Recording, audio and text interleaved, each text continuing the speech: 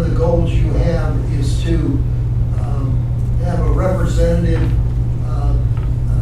identified in each county, and my contention is that the best way to do that would be through the Taxpayers Chamber of Commerce. All the other chambers of commerce, as we know, never saw a bond issue that they didn't like, and therefore, I might say we don't have our website fully up, but yeah, if you adopted that the way it would work, so we get fully up to the thing, is that the Taxpayers Chamber of Commerce would have a sticker that goes on the front door, and each year that they renew, whoever sells it would be $99. $66 would go to us, so that we can set up the sticker system, plus back of the counter if they want to have a counter. I just want to check and verify if it's a technology issue or if it's something with a connection. I just don't hear anything from the technology director. Yeah, I'm working on that. Sorry, guys. Bill, bear with us just 1 second here. What's the best phone number to reach you at, Bill? My only landline is 303-756-6601. Okay. In the chat, he says they're working on it now. They just got the building. I might say, along with me, Greg Levinsky, who is a past chair of the Taxpayer Chamber of CUT. He also worked down for a year here at the Independence Institute. He's got a paper on how to privatize DIA, very much in our thing. And Victoria Reynolds, who's at a distance. The three of us would be doing it. And the way it would work is that the cost would be $99.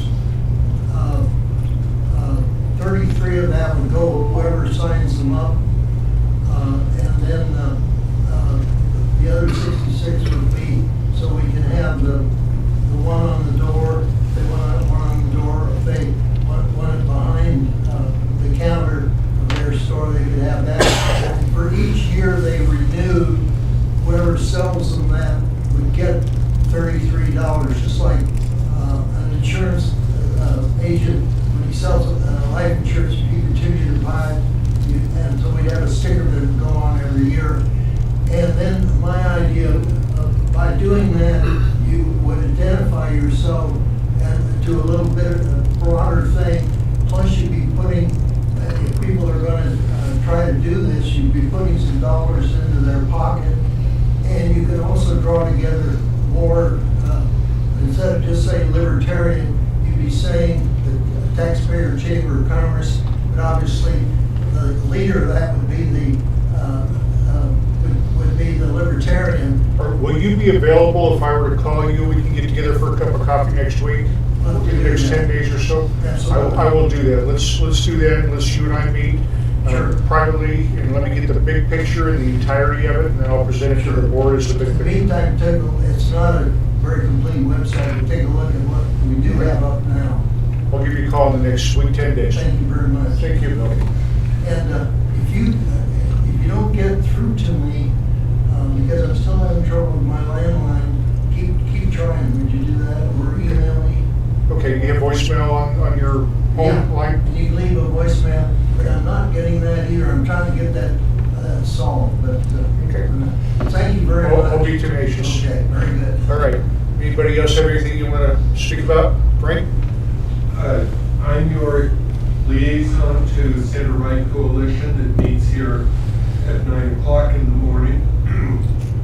Ryan King joined me this morning, and we listened to things that were passed out. One was from Deborah Flora, who's running for Senate as a Republican already. My memory is that she said she needs to collect $1.5 million $2.5 between now and the primary to be reasonable in the primary. After the primary, the Republican would need somewhere around 35,000. I think I'm right with those numbers. The other item that was passed out is faster, which is Colorado proceeds for a lottery. I think you might enjoy perhaps participating. I signed up this afternoon. There aren't many people signed up. I think the chances are good, so I'm going to circulate that. And also, I just circulate this, look at it and pass it on. Also, I happen to be associated with the Approval Voting Party, whose goal in the 2022 election is viability and visibility, and I gave to both Ryan and to Wayne a list of offices that the Approval Voting Party might target, and our thinking is that we'll most likely field dozen candidates for top of the ticket, viability and visibility. Any questions? Thank you, Frank. Anybody else have anything you want to say before we get started? My name's Aldrich. I am actually a visitor from California, prospective and resident next month, but be determined. And I just walked in and here to meet other libertarians. Thank you for coming. You involved with the party out there? Yes, I volunteered. Yes, and I was out in Cortex. Oh, were you? Yeah, and the meeting I met Spike Bowman out in Eastern Washington. Alright, awesome. Thank you for coming. Madam Secretary, are you prepared to take roll? No, who's here? I'm sorry, Wayne. I'll go through it. Thank you. I'm here. Hannah, are you here? She is, but they can't hear us. Yeah, we don't have audio right now. They can't hear us, or we can't hear them? They can't hear us. I have audio built to YouTube. I got here early. Apparently Hannah does have something she wants to add to the agenda, she just couldn't. Yeah. I know No, this is a sorry. silly question, but it's Have her send an email to the secretary. Treasurer Gavin, are you with us? He can't hear us either.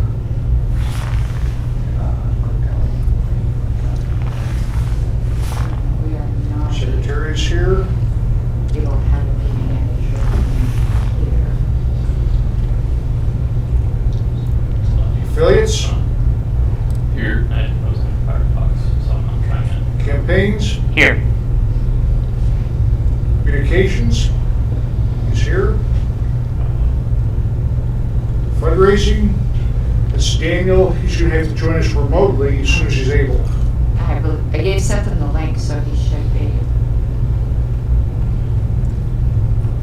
Were we using Legislation. Zoom last time by chance? John? Or was it always Google Meet? I was watching it.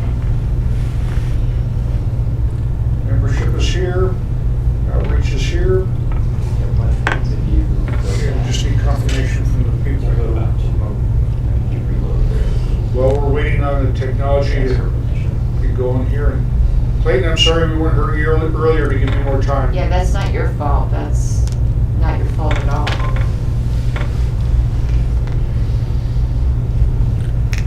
Hear you now.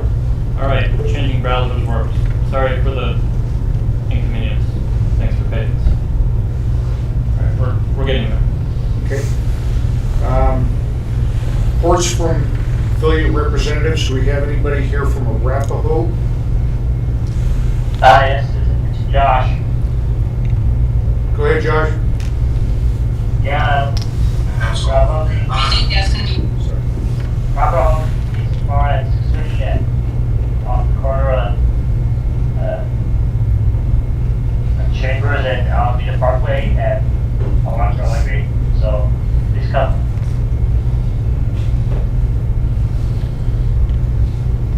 Clayton, would you turn that speaker up as loud as you can, please? I'm working on switching it to the right one. Okay. good? Front, left. Okay, I think we're good. Deborah, you have anything for us, pal? Yeah, the next LP Denver meetup will be on this Wednesday at Wild Corgi Pub. It'll be at 6:30. That's all we got going on right now. Where is that? What's your address? It's 1223 East 13th Avenue. What, I'm sorry, what was the pub again? Wild Corgi Pub. It's like. Oh, is it just a the few blocks one from over here? Okay. Yeah. Okay. Point of order, Miss Goodman wanted to add the Elks Club on the agenda but couldn't hear us or speak. So could we amend the agenda to add the Elks Club? What about the else? Just, I believe it was a LP50. motion for. oh, the LP50 thing, okay. Yeah. Okay, I got it added. Thank you. El Paso, do we have anybody from El Paso here?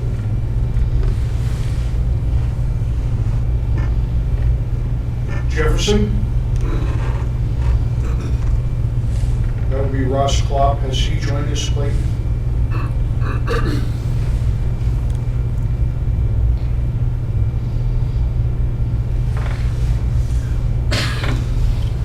Mark Montoni was trying to. He's from Mesa. I know he just emailed He sent a written written report. He's here, he's on right now. But he might have a verbal, but he sent a written as well. Okay. And do we have anybody from Quote? Yeah, but Mark might have a verbal. Mark, can you hear us? Yes, I can hear you. Can you guys hear me? Oh my Yes. God, Yes, we can. Would you like to give us a written or a verbal report on what's happening in Mesa County? Well, right now, we're just looking for candidates for next year's elections. We've already got one, possibly two, so things are looking up on our end. We're hoping to have a full slate next year. Good. Good. Anything else? No, that's it. I've got something. Okay, Madam Secretary, go ahead. Kyle, I would send out this report that Mark sent to us to the other affiliates. This is like excellent, so that I could attach it to the minutes and other people can see what's going on. Because like this is what the affiliate representative should be doing, is a written report like Mark did. This is great. Well, this is from July, I believe. Whenever it's from, it's great. I don't care when it's from, it's great. I haven't seen anything like this from an affiliate before. Just make sure they change the joke. There's a joke where, There's a joke near the end. Just make sure they come up with a new joke. They have to have their own joke. oh, you're talking about the frogs? Okay, I got it. Thank you, Mark. Seems to be. All right. Next, we have reports from our LNC representatives. Is Alex with us yet, please?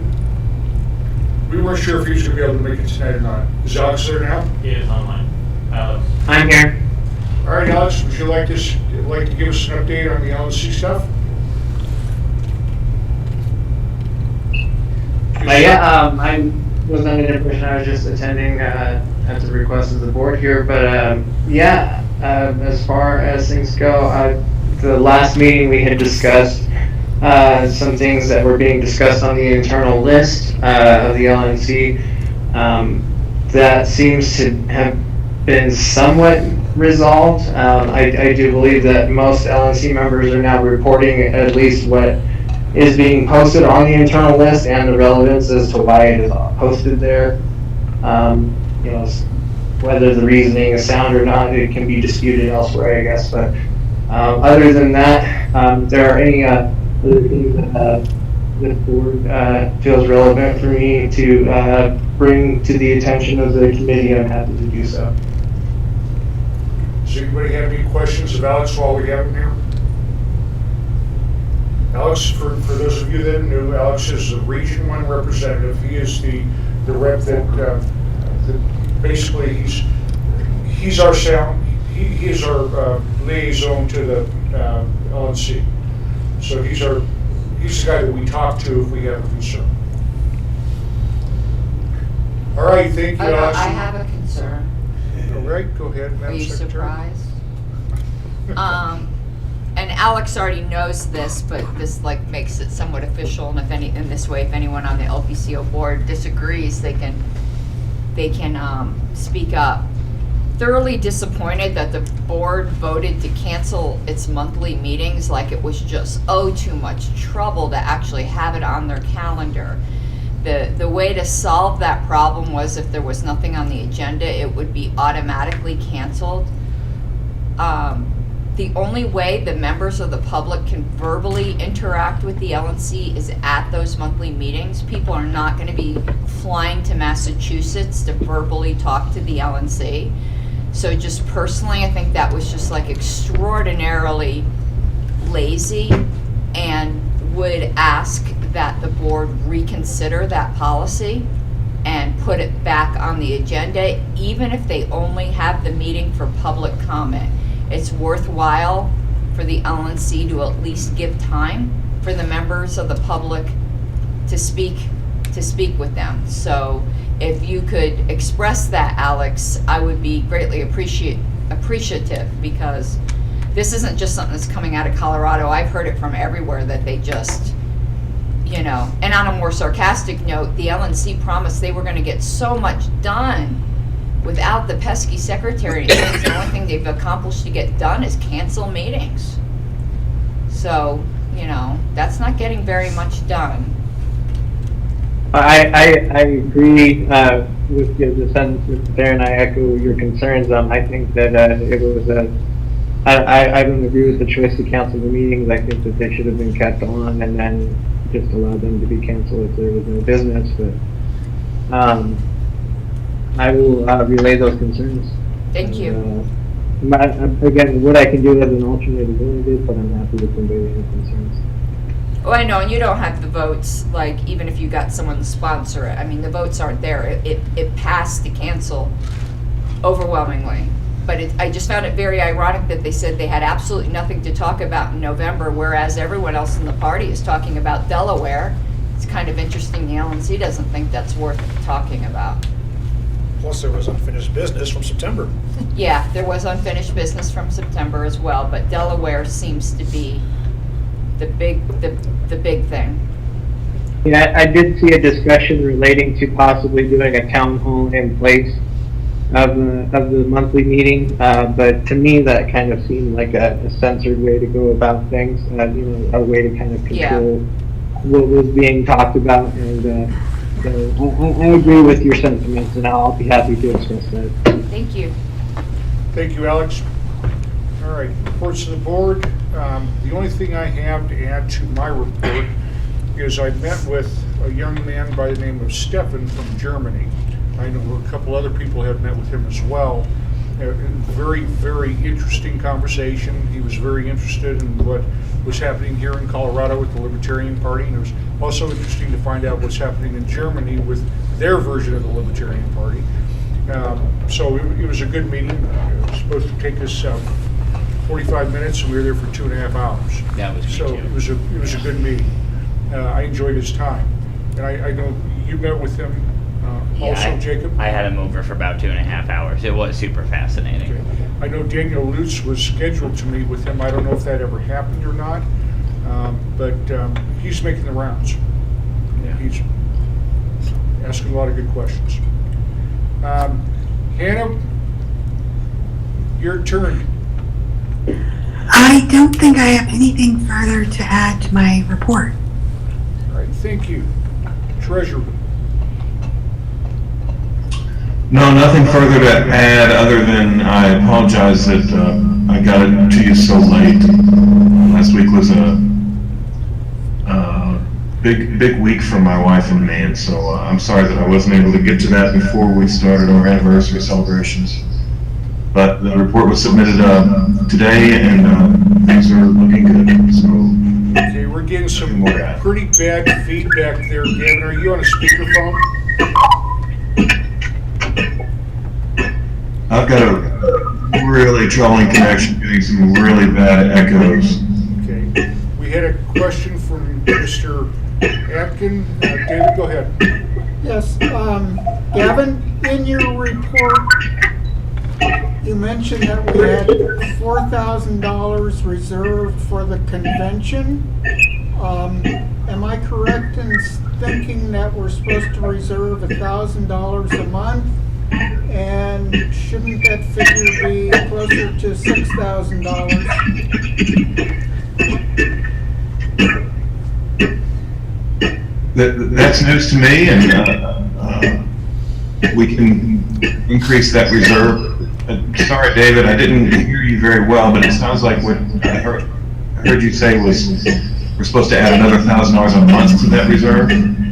That was my understanding. I could be wrong about that. No, David is correct on that, Gavin. Before you joined us, we voted to put $1,000 a month aside for our convention. And so that is something that we want to stick with. I'm going to touch base with John Hirschman. He was here at the time. And just have him bring you up to speed as to what the mechanism he uses for doing that. Absolutely happy to look into that. But I would point out that $1,000 a month is more than we're making each month. Okay. So that would complete our cash position, but if that's a decision the board made, then obviously we'll stick to it.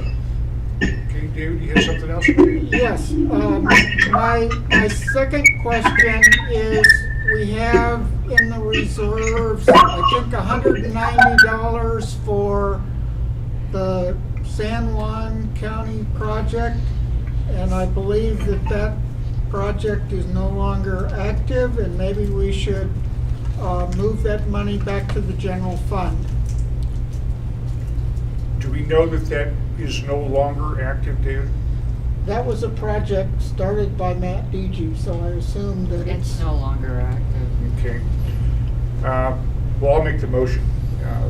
I'll move that we take the money from the San Juan project and transfer that money into our general fund. Second. Any objections? Hearing none, that passes. Gavin, if you would take that money out of that segregated fund and put it into our general fund, that would be appreciated. You bet.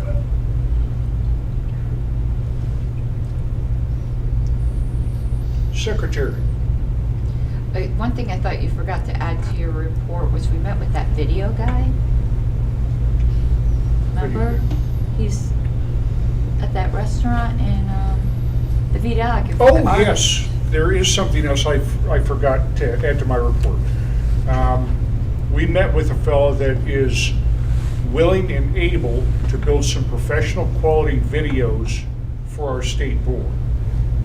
And Karen and I met with him, and he's a very sharp young man, and he has his own video production company. That's what he does for a living. And he's willing to give his time and money to make it possible for us to come up with some professional videos.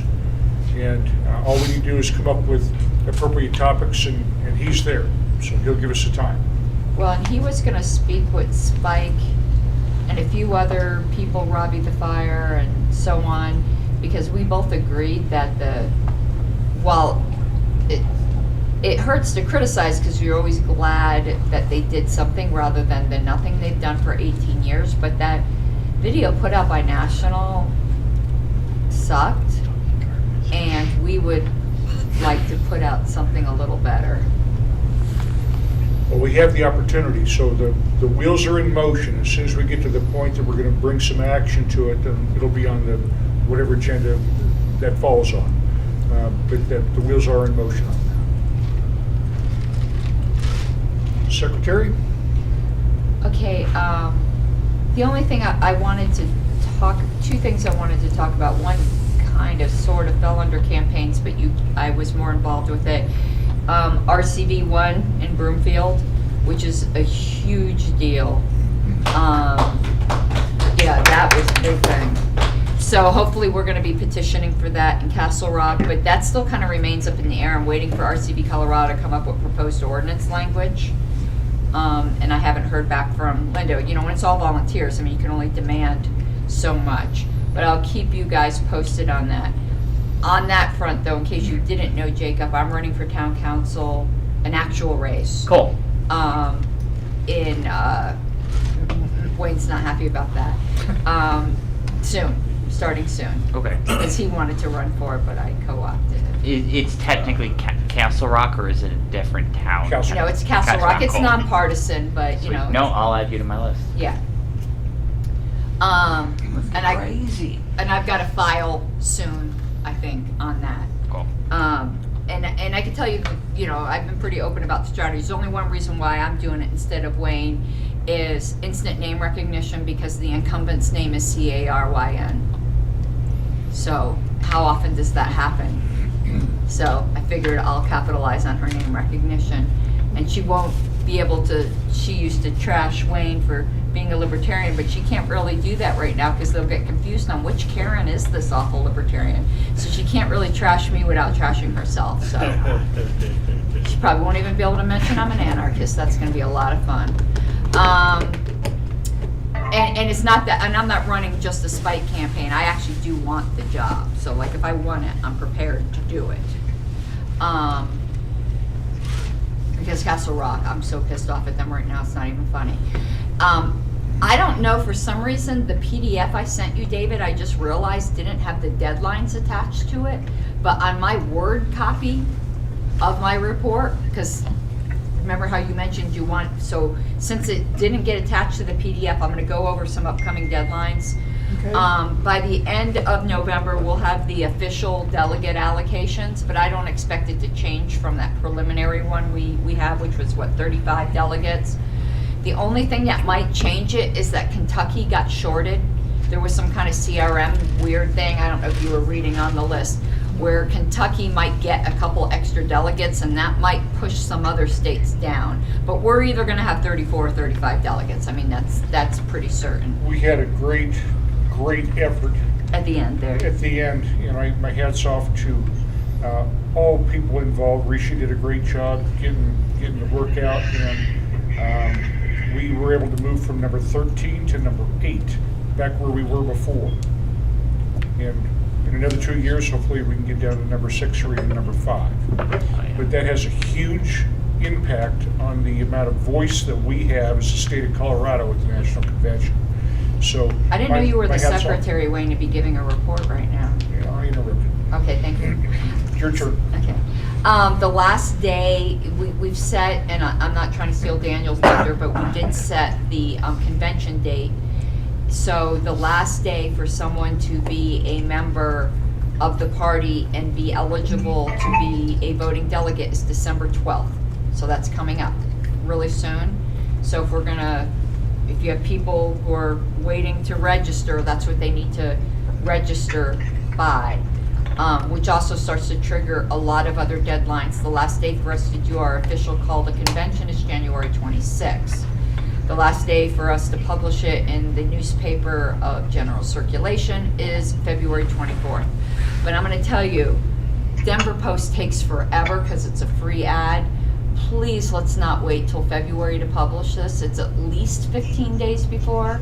I think we should be publishing this the same day we issue the call to convention in January. Submit the ad to the Denver Post for that, because we sweat this each year that it's going to be published in time.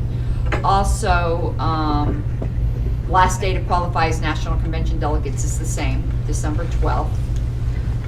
By January 11th, the board has to solicit applications for delegates. The applications are not mandatory, but are suggested. And same thing for applications for candidates. Again, they don't have to, partisan candidates, they don't have to submit an application, but we recommend it, and we're supposed to solicit those by January 26th. So those are all the urgent deadlines. So the next deadline coming up is the December 12th deadline, which is the cutoff in order to be qualified to be a voting delegate at our convention. Mr. Atkin? What is the convention date? March 12th. March 12th, thank you. It's a one-day convention.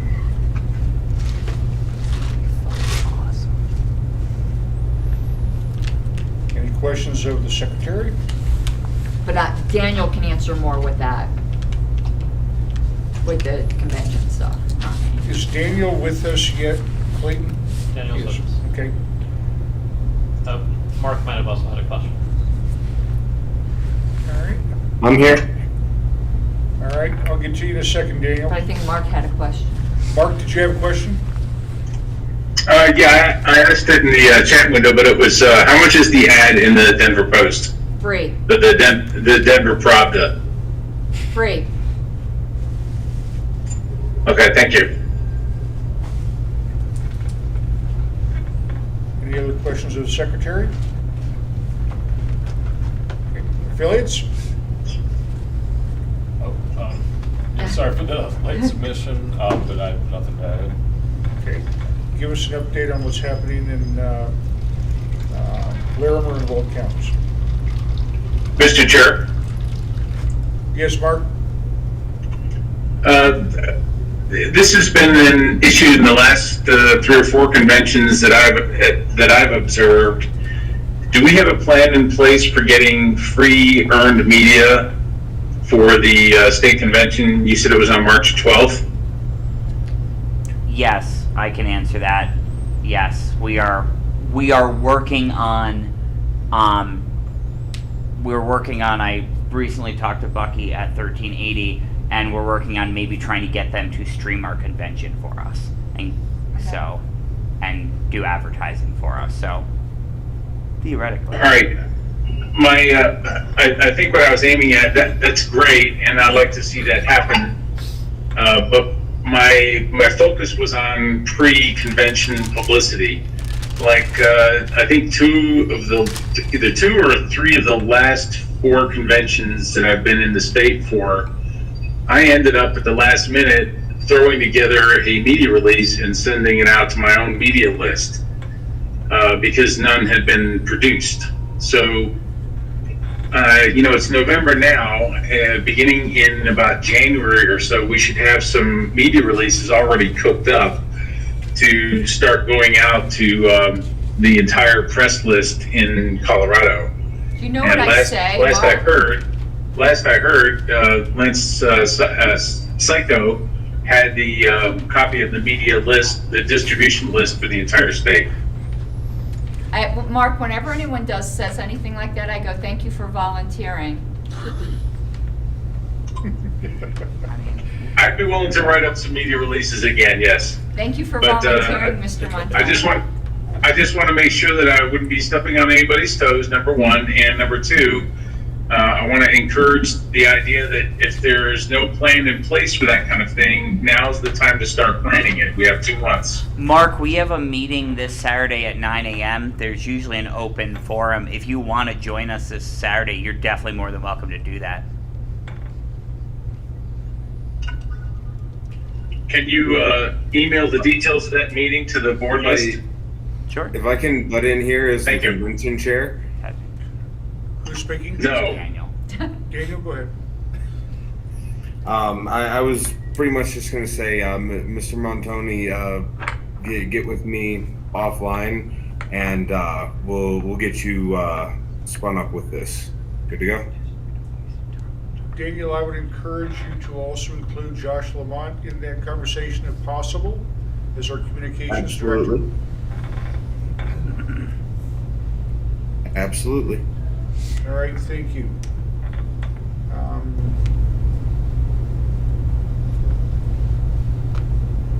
Campaigns.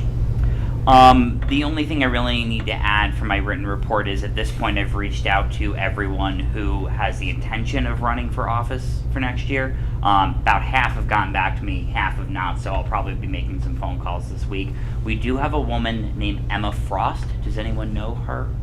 Okay, she's like by Durango. She is put interest in running for governor, so just want to ask in case anyone had. And then there's a man, Steve Silver, who we got renewed back as a national member, and he is a retired lawyer who is interested. I don't know if he's interested in running or helping us run for either Attorney General or Secretary of State. Two questions. Sure. What's Emma's positions on beavers? It's a joke. You have to go back 6 years to understand The serious that joke. look you gave me was I've never been that far west in Colorado, or that far like southwest. No, it's so our last I don't governor know. candidate that was the issue.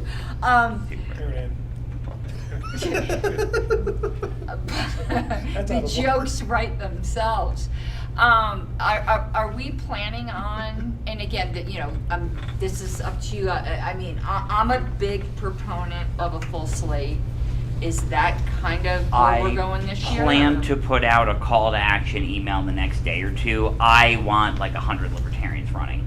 I believe in a libertarian in every spot, even if they're just a line holder. I know that is not always what everyone believes. So we should definitely talk about this more, because I just talked to that woman this morning that was running for senator here, and there's some interesting maneuvers we could potentially do where we could run unopposed in certain lefty districts and basically just pick up 30-40% of the vote. Yeah, Ryan Van Gundy plans to rerun the district, and that's something we want to work on with him. But yes. Have you read your continuity binder? I've not. Is that in the drive? Yes. Oh, then no, I have not. I did not know that existed. Kind of a job description. No, that's fine. I just didn't know it. Like I didn't know anything like that existed. So no, but I definitely will now that I know that there is. Okay. Yeah, it's under the vice chair's folder. Oh, okay. My second thing is, I believe we had 3 or 4 candidates running in this this year, and we need to get that information into the database. Okay, I put the people who ran on my board report. What else do you need me to do to get them entered? I need you to sign up to be a user, and then I'll give you some training, and then I'll let you run with it. Okay, I'll email you so we can set up time this week for sure. Okay, good. Cool. Thank you. Thank you, David. All right, anything else? Nope, that's everything. Okay. Communications. Josh, you with us? Yes. I just would like to add, at the last convention, I did get that post to the convention, but I'd love if Mark would help me with some releases for this next one, so that'd be good. Any questions of Mr. Lamont? Oh, yeah. Josh, can you because I was an admin to post on the Facebook page of LPCO on my primary account. Can you make my alt account an admin, because Mark Zuckerberg hates me, and like every time my account comes back I get banned for another 30 days? Yeah. And Keith Thompson has made some really cool graphics that he tailored for us for Colorado, where he did one where it says government is a necessary evil, and then he has one of those fact checker things underneath it that says fact check false. So I really want to get that posted, but I didn't have posting privileges. I'll get that. What was that name again? It's my name without the and, so it's Karen Harlos. Okay. Which part is false? Necessary or evil? Well, no, he made it clear it was in there. It was the necessary part. Evil's definitely true. All right, thank you, Josh. Fundraising.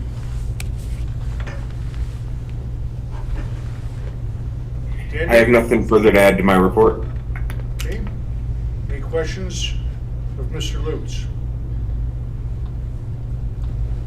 Legislation. I fell down last week and did not get the report turned in. I had a bad cough last week, but it was not COVID. So I can submit a makeup report, I guess. But the main thing that's going on is the mandates. So I feel like that's the main thing that's going on, and I welcome. I'd like to have some kind of a forum or something to brainstorm ideas, because the federal employees and contractors, people who work for companies that do contracts for the federal government, which includes me because I work for aerospace, but not on a weapons project or anything. and we're up against a deadline of December 8th, and that means that we have to get a vaccine by the last injection would be by November 24th, or else we're not going to be considered fully vaccinated by December 8th. And at this point, the only one that's left that you could take in time would be the J&J vaccine. So I'm wanting ideas. The 100 employee or greater mandate has been temporarily, at least. There's an injunction from the Fifth Circuit Court. And what did the White House say? But to tell employers to proceed anyhow. So we live under tyranny right now, and I'm looking for ideas.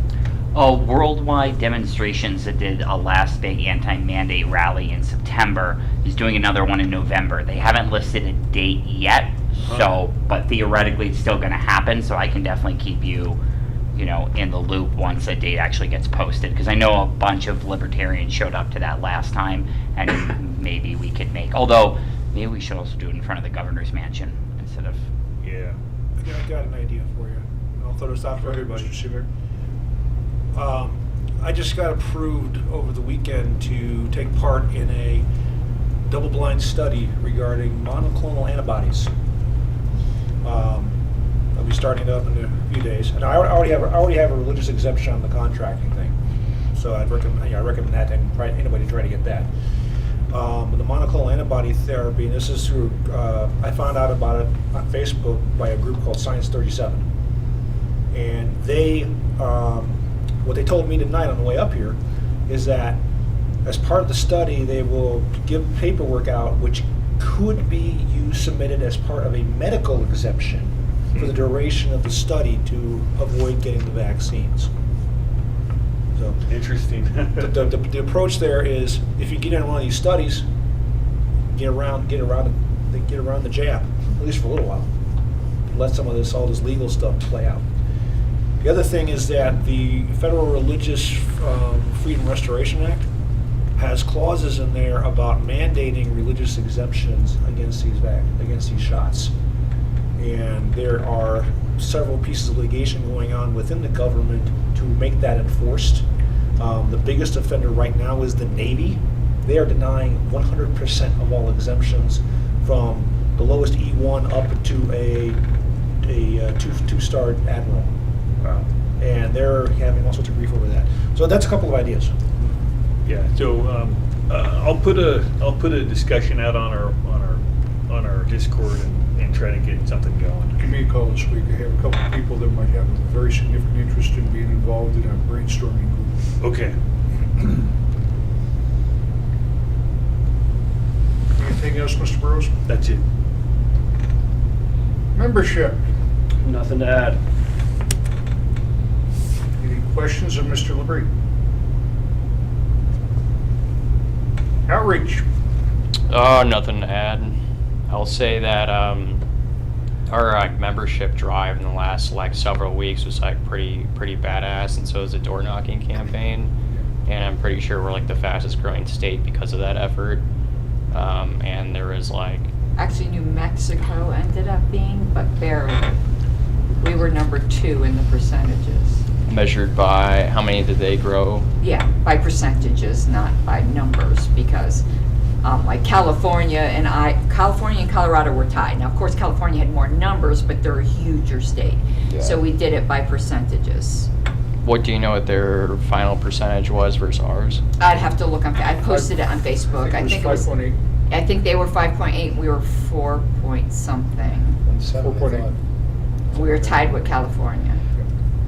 And when is that last growth measured against, right? What was? Well, this was between the beginning of October and then that report before the final report, when everyone started doing the membership push kind of thing. So monthly? This was just for that one period of time, because in October everyone flipped the hell out to get delegates. So it was just for October. I could run analysis for longer periods. But remember, we did our big jump from number 13 to number 8 in October, so that's the one that's gonna give us the best number. I was looking at like 1 year, like 1 year over year, and it was something like what I was looking at. I don't even know if I get good data because the data doesn't match depending on where I get it from. And it was something like, 23% growth. Are you talking about national, registered Libertarians or National Party members? National Party members. We sucked in National Party members for a year. That can't be it, because we went down from like 9, then 10, then 11, then 12, then 13. And then we jumped up from 13 to 8 in a month. I think we're up like 130 or something Yeah, like we that kicked since ass in the last convention. month. Like, we shocked a bunch of people in the last month. I should have took that bet from Evan McMahon. But we can get even higher. So like we picked up like 130 members in like the last year, basically. Something like that, yeah. So that would be like a 24% growth because we had like 500-ish. Well, I could take a look. Yeah, I'd like to see how that Yeah. all worked out because everyone there's a 'cause lot of people remember, it's not made a just lot our of calls. growth that determines our percentage. If the other states grew higher, we're still gonna go lower in rank. But we did go down from 8 to 13. I mean, that's just what happened. But a lot of that was a legacy from the last board who purposely said we're not going to recruit members, national members. They only cared about registered. Okay, next we have staff reports. Mr. Atkin, do you have anything? I do. In addition to my report, sometime in the next month or so, by December 31st, we're going to be moving from SparkPost to Amazon SES. SparkPost is the company that provides our gateway to email, and it currently costs us $20 a month, maximum 50,000 emails. And Amazon is 10 cents per 1,000 emails. There's no limit and no minimum. So that will save us a little money, and it will give us room to send more emails. Also, I'll be training Bucky up in Weld County on Wednesday evening, and I got the Larimer County chair set up this afternoon. Okay. Good. Thank you, David.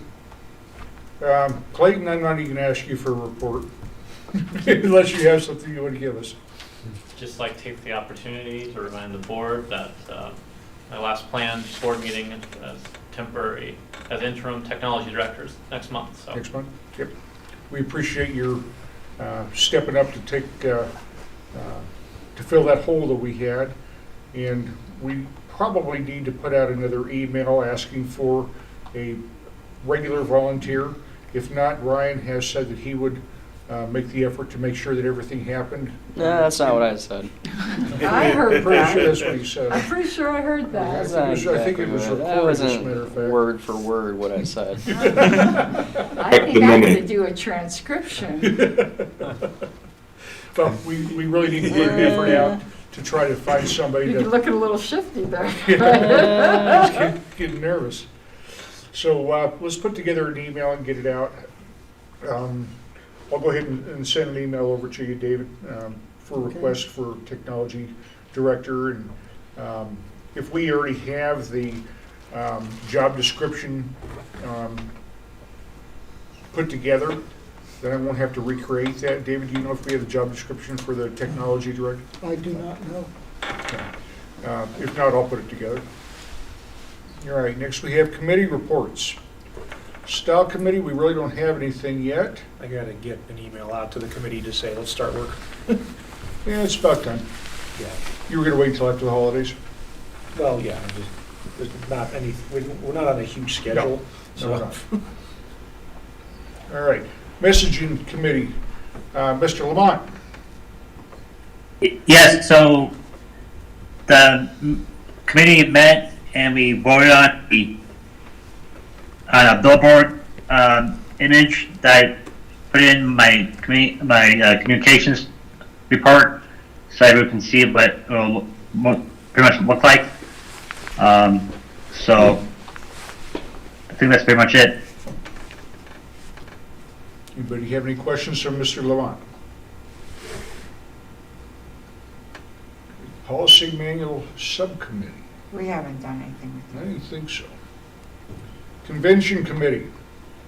Mr. Lutz. Well, most of the big points have been hit. The date that the committee is going to be recommending is March 12th at Lily Fresh Farms Event Center up in Wells County. We are going to be meeting over the next couple of weeks to start hammering out schedule, as well as theme, all that kind of stuff, and hopefully should have ticket pricing and whatnot fairly soon. Mr. Luria, do you have the financial particulars yet?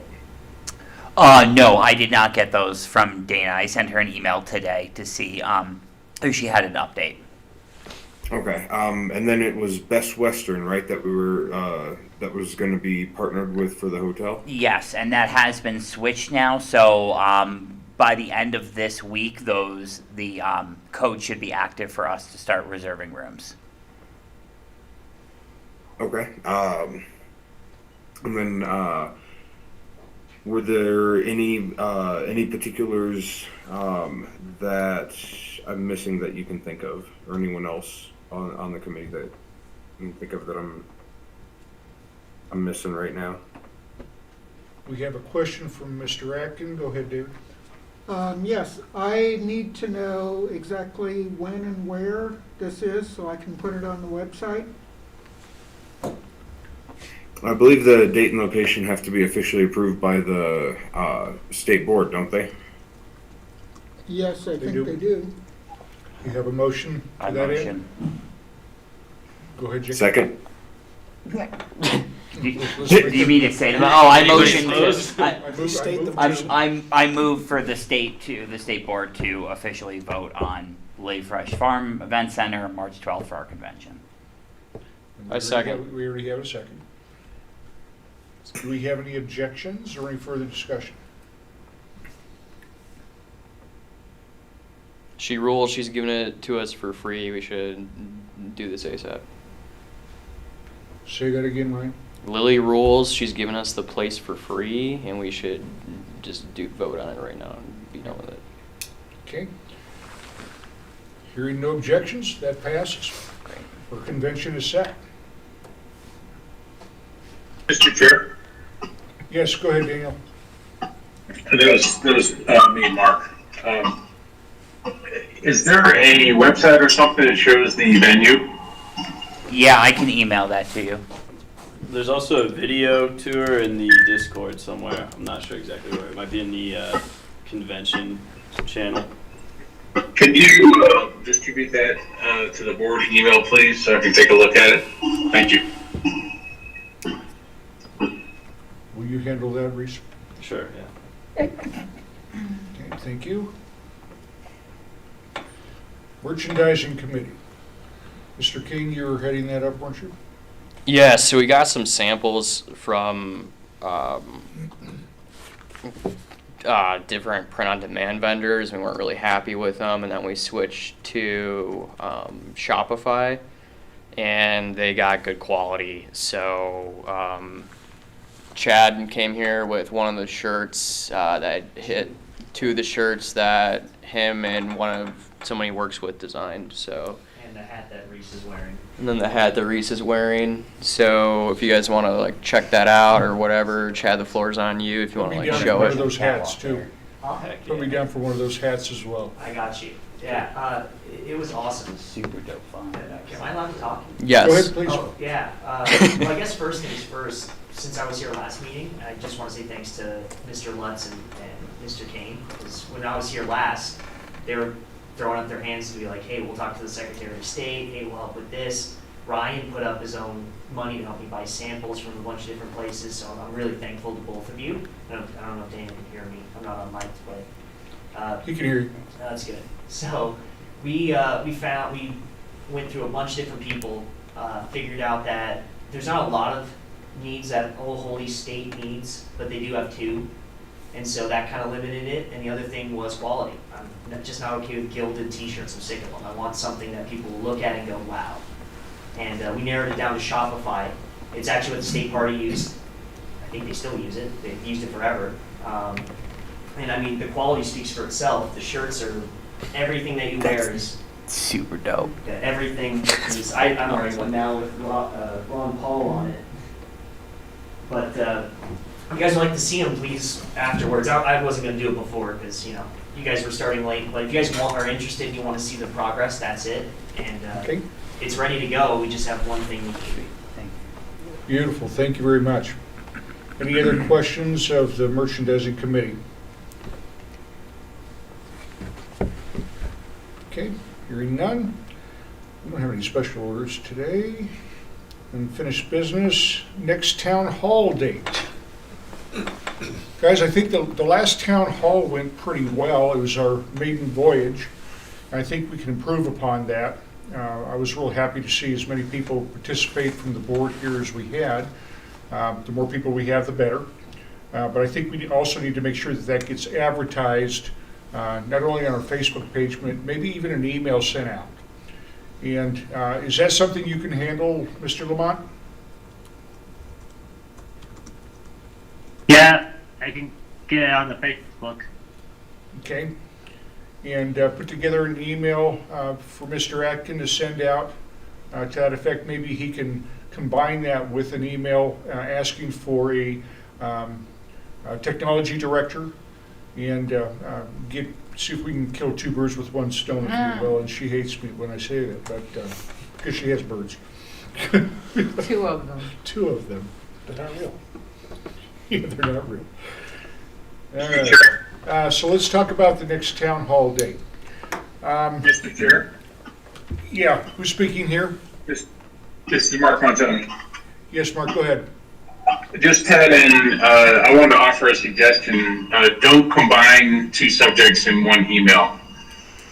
Send one out with one subject and one subject only, and then wait 5 to 7 days or even 5 to 10 days to send out the other email. Don't combine them, because then what will happen is people will simply ignore both. Mr. Atkin, when is the new email service going to be up so we don't have a limitation in how many emails we can send? I don't know when it's gonna be up, it depends on national, but, I don't anticipate any real problem in staying under 50,000, so Okay. it's not a problem. Okay, so it's a non-issue at this point. All right. Anybody have any proposed town hall dates that they think would be good? I do. Okay, who's speaking? This is Daniel. Okay. I'm thinking December 6th. This way, it's 1 week before. Or I'm assuming we're doing a December meeting.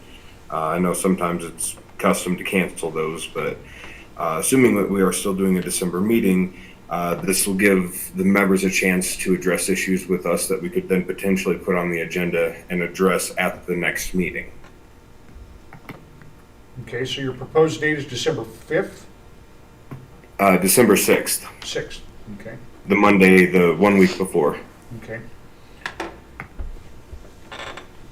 Anybody have significant objections to that one? What day of the week is that, Daniel? It's Monday. That's a Monday? It's a Monday. Okay.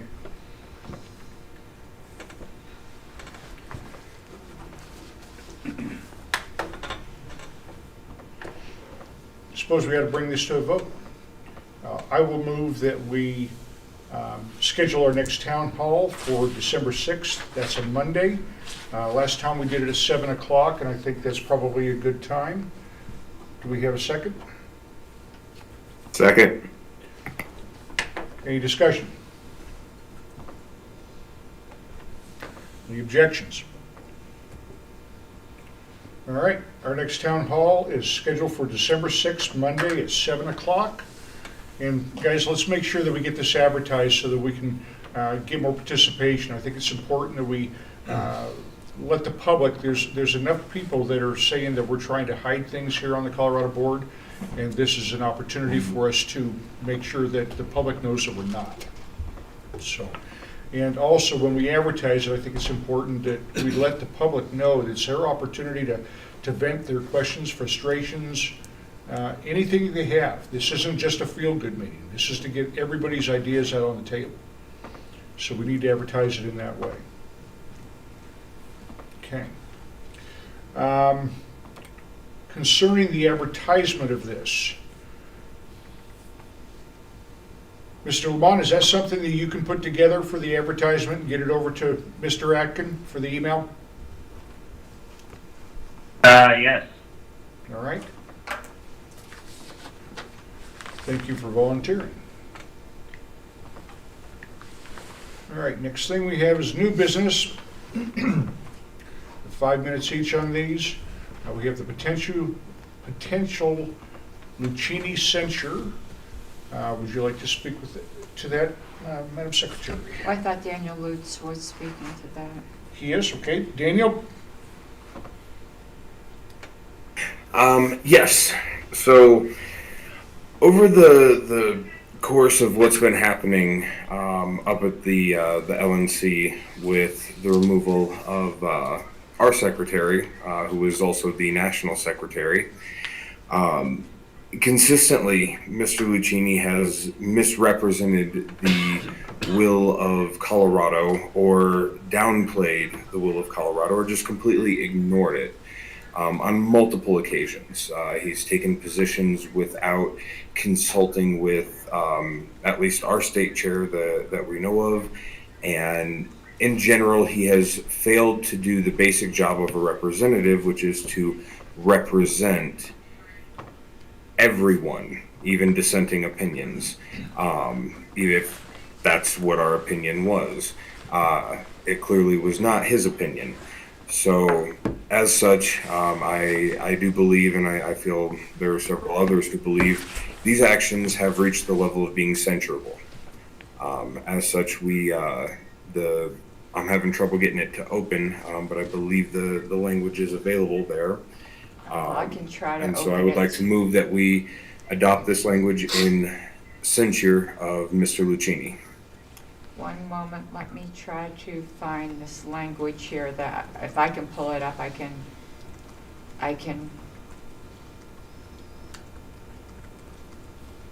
read it. If the board doesn't mind. Whereas the obligation of a regional representative is to represent the views of the members of the region to the Libertarian National Committee. Whereas Mr. Chris Lucchini has on multiple occasions failed to represent the expressed views of the Libertarian Party of Colorado. Whereas Mr. Chris Lucchini has taken positions on controversial LNC items without consulting the chair of Colorado or made their objection to his opinion known. Whereas Mr. Chris Lucchini both led the argument against the suspended LNC secretary at the recent Judicial Committee hearing without consulting the LPCO or the rest of the region, misrepresented the facts in his opening statement about the suspended LNC secretary efforts to spur the LNC to action against the COVID regime, and then proceed to vote twice against a reasonable compromise which would have been in the best interest of the party without consulting the LPCO or the rest of the region. Be it resolved, the Libertarian Party of Colorado does censure Mr. Chris Lucchini, the Region 1 representative, for failing to adequately represent the LPCO as a member of his region to the LNC, and failing to consult the region on important matters, and encourages other Region 1 states to do likewise. We have a motion to take that language, submit it to national. Do I hear a second? I second it. Any further discussion? More discussion. Mr. King? Yeah, you shouldn't be like going against us and stuff. And I'm probably gonna vote for it, but at the same time, I'm just sick of this shit. We could have been knocking doors, calling people's memberships, and it's just been months and months of this drama, and I'm just fucking tired of it. Okay. Anybody else? I'd consider voting for this, but I apologize. I'm kind of out of the loop.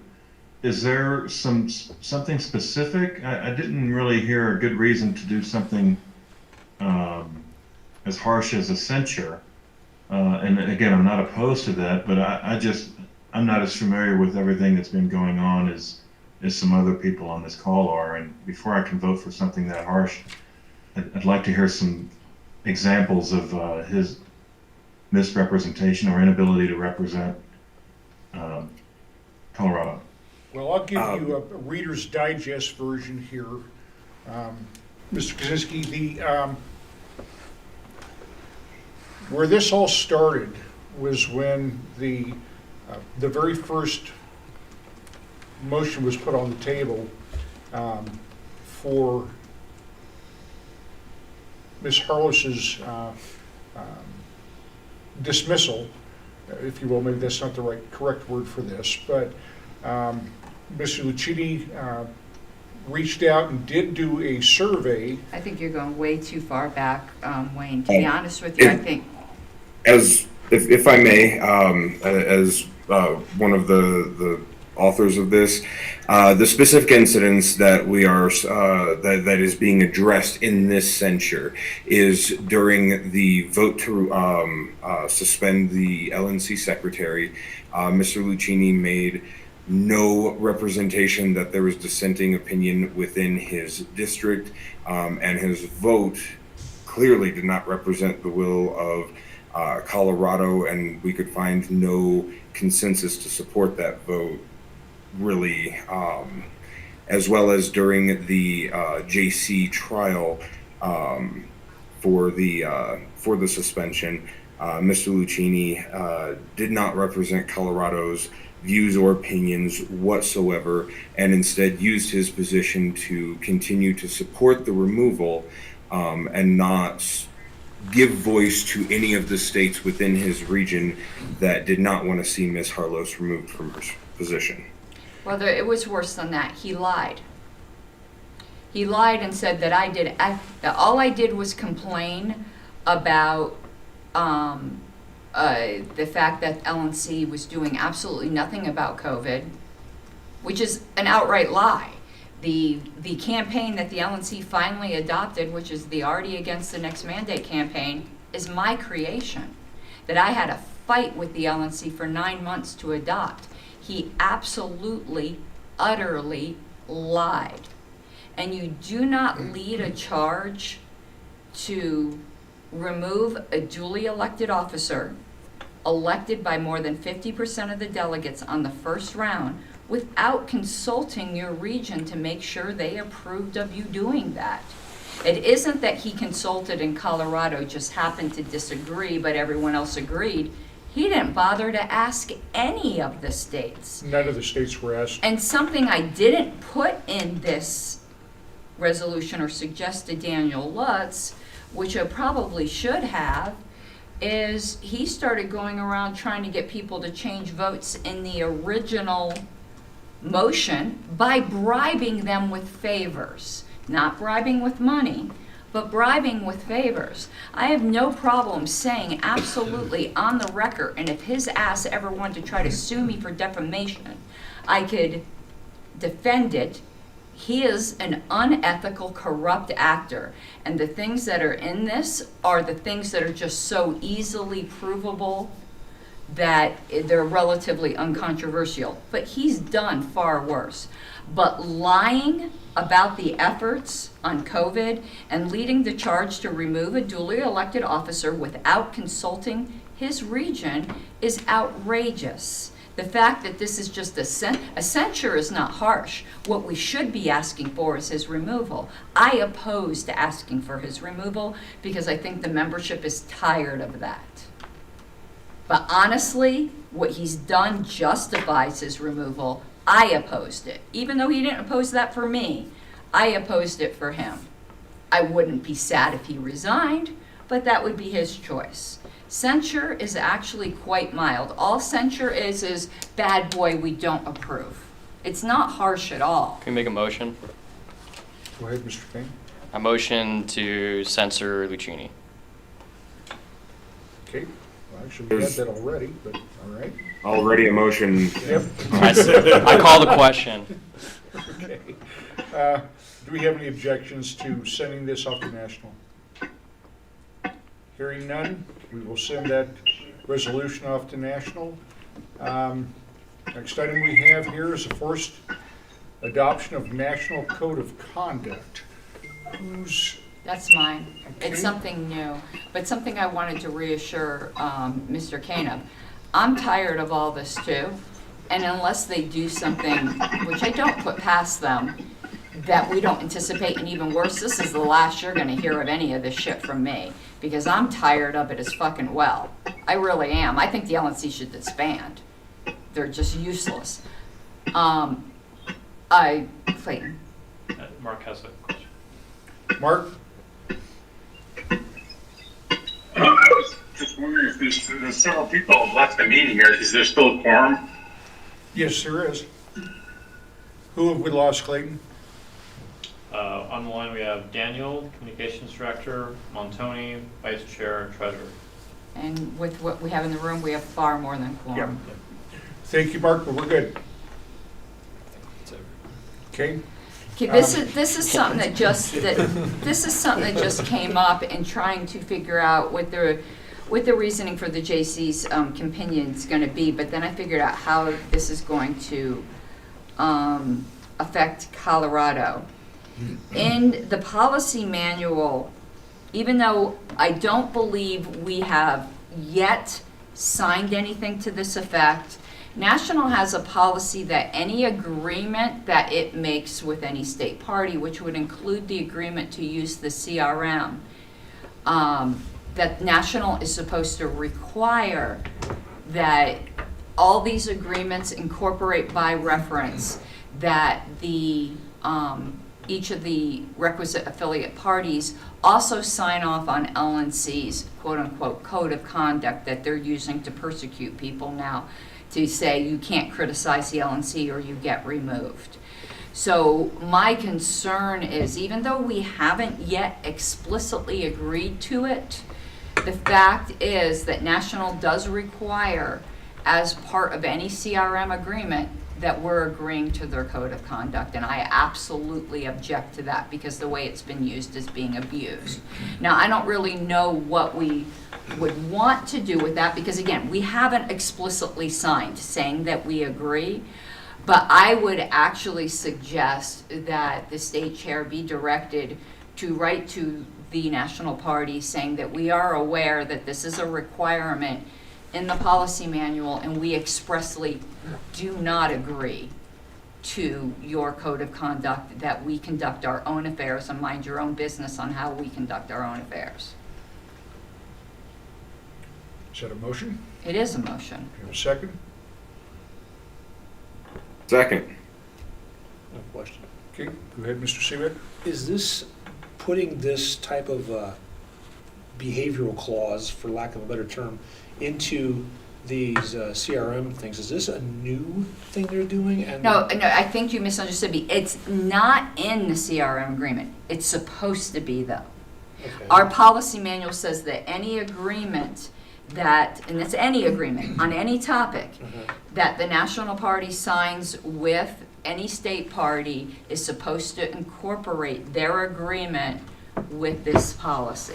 Now, whoever wrote the most recent CRM agreement didn't put that in there, but they're supposed to, and an argument could easily be made by the fact that it's published in the policy manual that we all were aware that that's a requirement, and even though it's not explicitly in the CRM agreement, that we have in fact agreed to it, and I would like to make it clear that we have not agreed to that. How does that clause jive with Article 5, Section 5 of the national bylaws? I'm not the claiming autonomy of the state affiliates. Nothing violates the autonomy if we voluntarily enter into an agreement. Was this added recently, or is this like, was this like... that thing about the policy being incorporated into any agreement, that's actually been in there for a while and no one's noticed it. Okay. Like Apple does. What are the ramifications if we don't sign the CRM agreement? We did sign the CRM agreement. See, I think somewhere there's a disconnect here. I don't know what I'm not being clear about. We have signed the CRM agreement, we have the CRM, but allegedly... So this has been in the policy manual? This has been in the policy manual. We never explicitly agreed to abide by that policy. However, it is incorporated by reference into the policy manual that National is supposed to make sure that we do. I would like to head that off at the pass and let them know proactively that we do not agree to that. And I think that will spur them to delete that requirement from the policy manual, because there is no way in hell that they're going to force that on all the affiliates. And if they tried to force that onto all the affiliates, I know a lot of us here aren't a big fan of the CRM to begin with. But I'm telling you, if they tried to force that onto all the affiliates, you'd find a lot of affiliates telling them to shove it up their ass. Okay, we have a motion and a second. Any further questions or discussion? I'd like to add something. I want to make it very clear that I support our secretary. I support Karen Ann. I'm a fan. But I feel like we might be taking this too far in this dispute with National. I'm opposed to this. This feels like continuing to exacerbate a problem, and I think it's time to move on. When we're Mr. being King? bound to something we did not agree on, okay, I want to just expound upon here. All right, real quick, let me get something. Oh yeah, else. I no, you raised were my first hand. anyway. Can't we just tell them to shove it if it comes to that point, and then just like move on at this point? Because I do feel like this is also just getting dragged back into this National We could. affiliate We- conflict. We could, but I also believe that when it comes to national overreach, which this is, you don't wait for it. You don't wait for the hammer to come down. You tell people to shove the hammer before it does. I am a firm believer that National Party is the tail and the affiliates are the dog. And right now, the tail's been wagging the dog. And I don't approve of that. I believe in affiliates asserting their authority. And I said the same thing, and now this is kind of somewhat of a tangent, but like in conversations I've had with Michael Heiss on caucus issues, where they've been opposed to certain decisions that come down, I go, appeal it. Appeal it. Members need to start asserting their power and not waiting to be defensive. This is a ground-up party. It is a bottom-up party. You do not wait for the top to do something wrong to respond. You see when the top is getting a little bit too, that's asserting something they don't have the right to do, and you say no before it's even asked of you. If the American people started doing that, we wouldn't have the COVID regime that we have now. I always believe in asserting our bottom-up power. And I can tell you, if this was a Douglas County meeting and I saw that the state party was pulling some shit like that, I wouldn't wait for the state party to be telling Douglas to do something. I'd be advocating that Douglas tell the state party to shove it up its ass. One thing I had said to somebody, no matter what level I'm on, I'm always suspicious of the level above. And if we ended up having a Castle Rock party, I'd be saying to the Castle Rock party, we better be looking out at Douglas County. We always need to be devolving down to the lowest possible level. The state parties are not mere satellites of national. We're not. Jacob?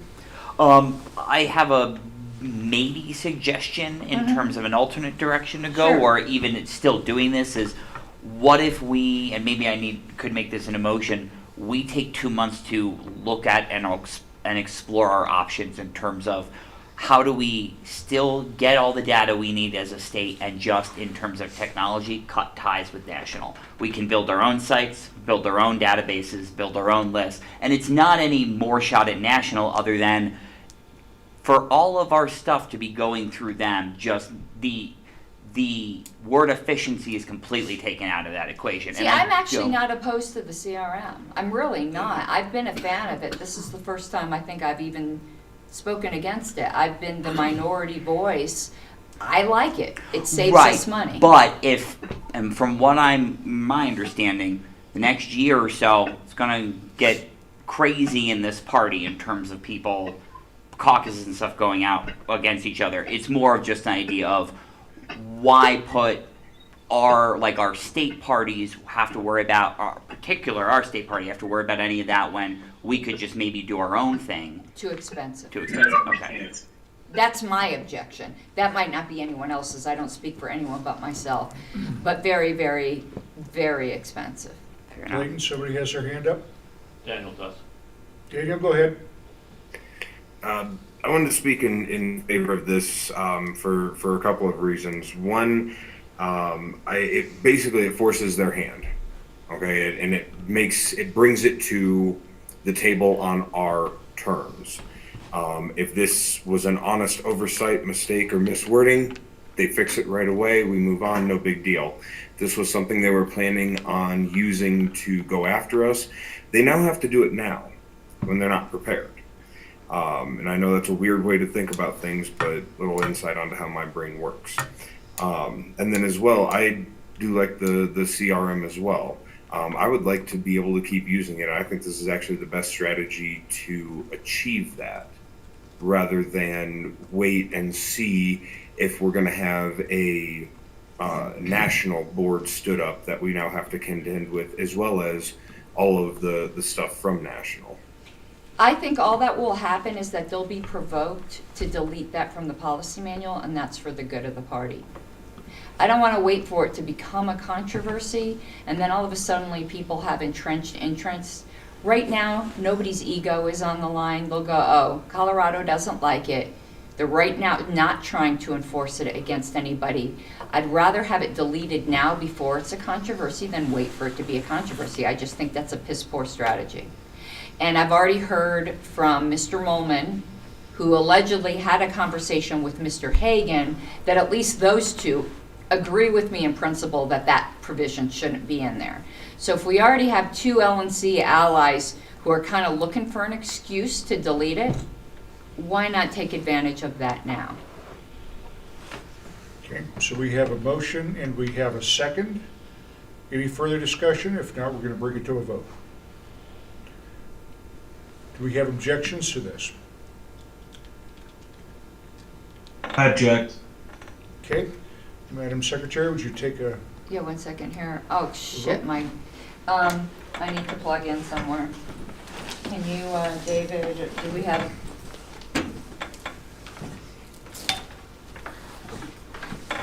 If you could just shove that in there.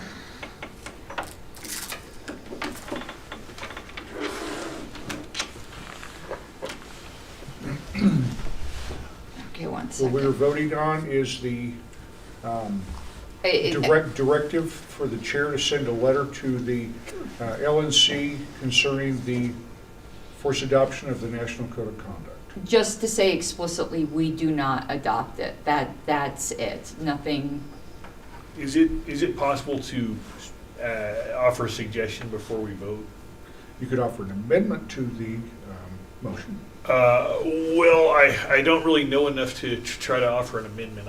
I was gonna say, I think there's a little bit of an educational barrier here, like in terms of what maybe some of us are aware of and understand, and that, you know, maybe taking some time to kind of like talk through this with people, and it seems like some of this stuff comes up at the meeting, and maybe it's my fault for not I don't know. I think it kind of like comes out of left field to me. Well, this one came out of left field. This isn't your fault. Would your amendment be to postpone this to our next meeting? Yeah, after we'll have an opportunity to get a little bit more information? Yeah, that's my suggestion. Okay, do we have a second on the amendment? I have no objection to that. Do we have a second on the amendment? Second that. Okay. Any objections to that? Okay. Hearing no objections, the amendment to the main motion now is we're going to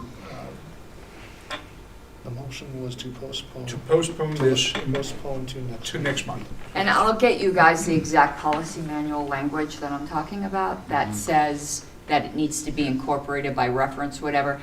This was added at the last minute. No, it was out of left field. Okay. Okay, thank you for that. Mr. Burrows.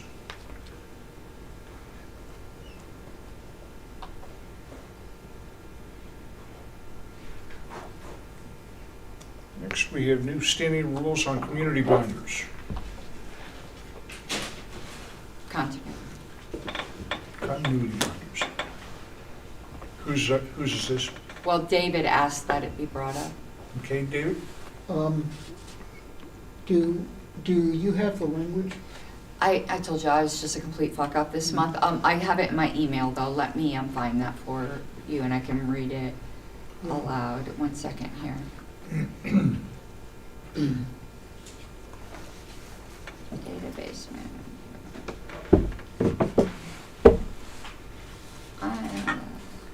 Where the crap? Oh, give me 1 second, please. Who's speaking? Mark, go ahead. Just had some, while she's looking for that, just had some questions about the proposed LP50. Mark, we can't hear you at all. How about now? But a little better. While she's looking for that, wanted to know the LP50 celebration that's proposed for Denver on the 11th of December. Is that just for LPCO, or are we gonna?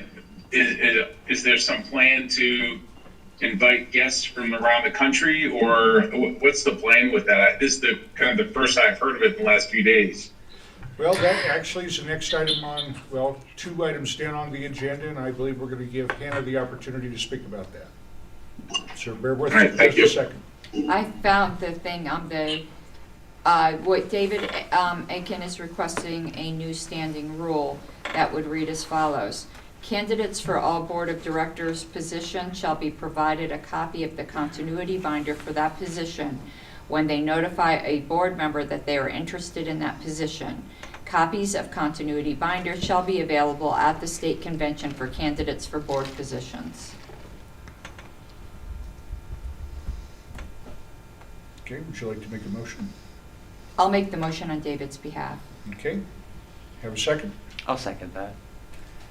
Any discussion? Objections? I object. Okay. Bring it to a roll call. Well, he gets to speak to his objection.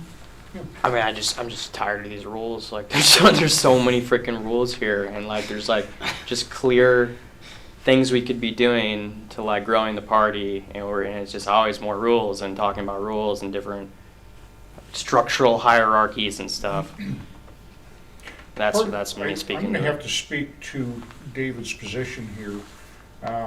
Too many times people, and we've seen this over the last 6 years since I've been involved, where people, they run for a spot on the state board not knowing what that state board position entails. And this would solve that problem. If they say they have an interest, you hand them a copy of the continuity binder, they can read it and they can make a decision whether they want to run for that spot or not. Madam Secretary? I object to the idea that rules are mutually exclusive with growing the party. Parties that are professional organizations have rules. We saw a shining example of why this standing rule was needed today when Jacob didn't even know there was such a thing as a continuity binder. And if we took it upon ourselves to make sure, that's not his fault, that's our fault. I think if there was less rules, he might have like read a couple of them that were mattered and memorized them instead of having standing rules. A standing rule makes sure that there's an obligation for it. The whole reason. Call the question. Well, I'm sorry? Could you vote on this? Well, I'm not done debating, so no, unless you want to call the question and force a vote, but I have something more I'd like to say on it. Go ahead. Okay. The reason we went from 8 to 13 in national memberships on the last board is because there wasn't a rule that we had to do. It's like damned if you fucking do and damned if you fucking don't. You have people who say we have too many rules, or I'm not going to do that because there's not a rule. And this has been the ping pong back and forth. I would rather people know what their responsibilities are. And the way you know what your responsibilities are is if you put it down. Because otherwise you're going to have someone go, well, I'm not doing that because it's not a rule. You know, I mean, we even in this own board, it said, I'm not going to write a report because it's not a rule. And to me, a report is something that's just obvious. So I will always be on the side of, what, we're paying by the digital ink? Would this take 2 seconds? I mean, this is part of a governing board, is to create governing rules. So I'm just absolutely in favor of this. I think this is just common sense rule. Well, I think we'll bring this, Mr. King. What are these rules? One thing I just want clarity on is like, what does the membership increase have to do with like the rules argument? Last time the membership director said, I am not going to pursue national memberships because it's not in our rules. No. I mean, I wish I were joking. And then they lost, so there's that. And we went from 13 to 8 during that period of time. Mr. Seebeck? I think there's a little disconnect going on here. It's not a case of rules for the sake of having rules.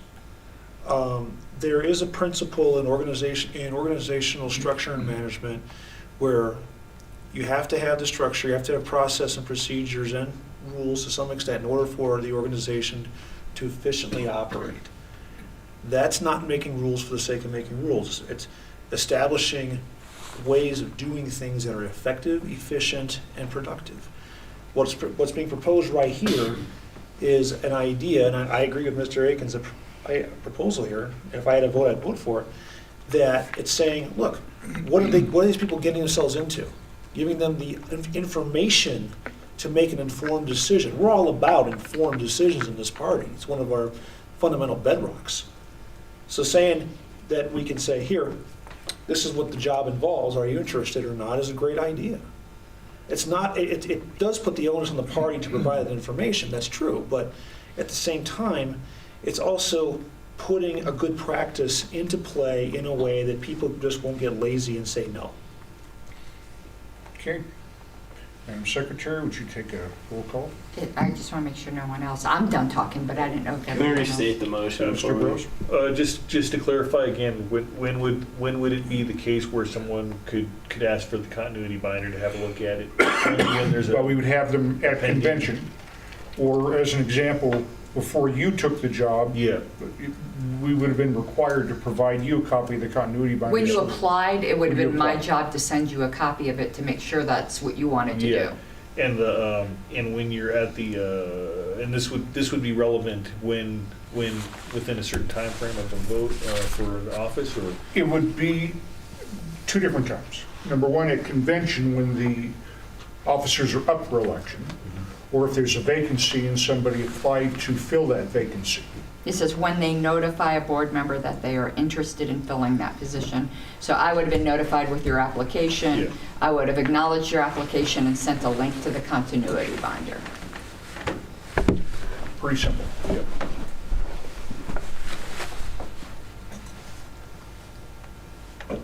Can we just restate the motion, like Sure. the verbiage before we vote?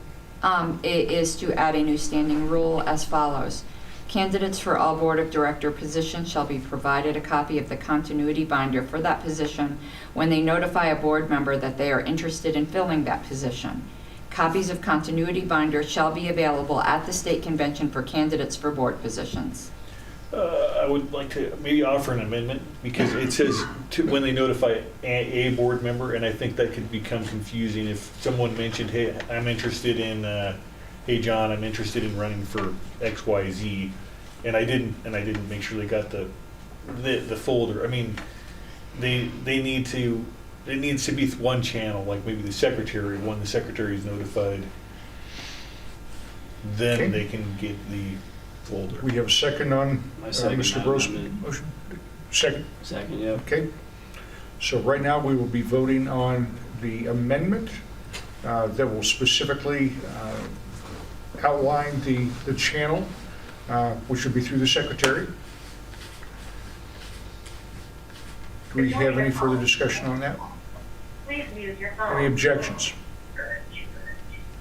Okay, the amendment passed, so we're back to the original motion as amended, that we will, as it's been written and amended, that we will also include the secretary as the point of contact.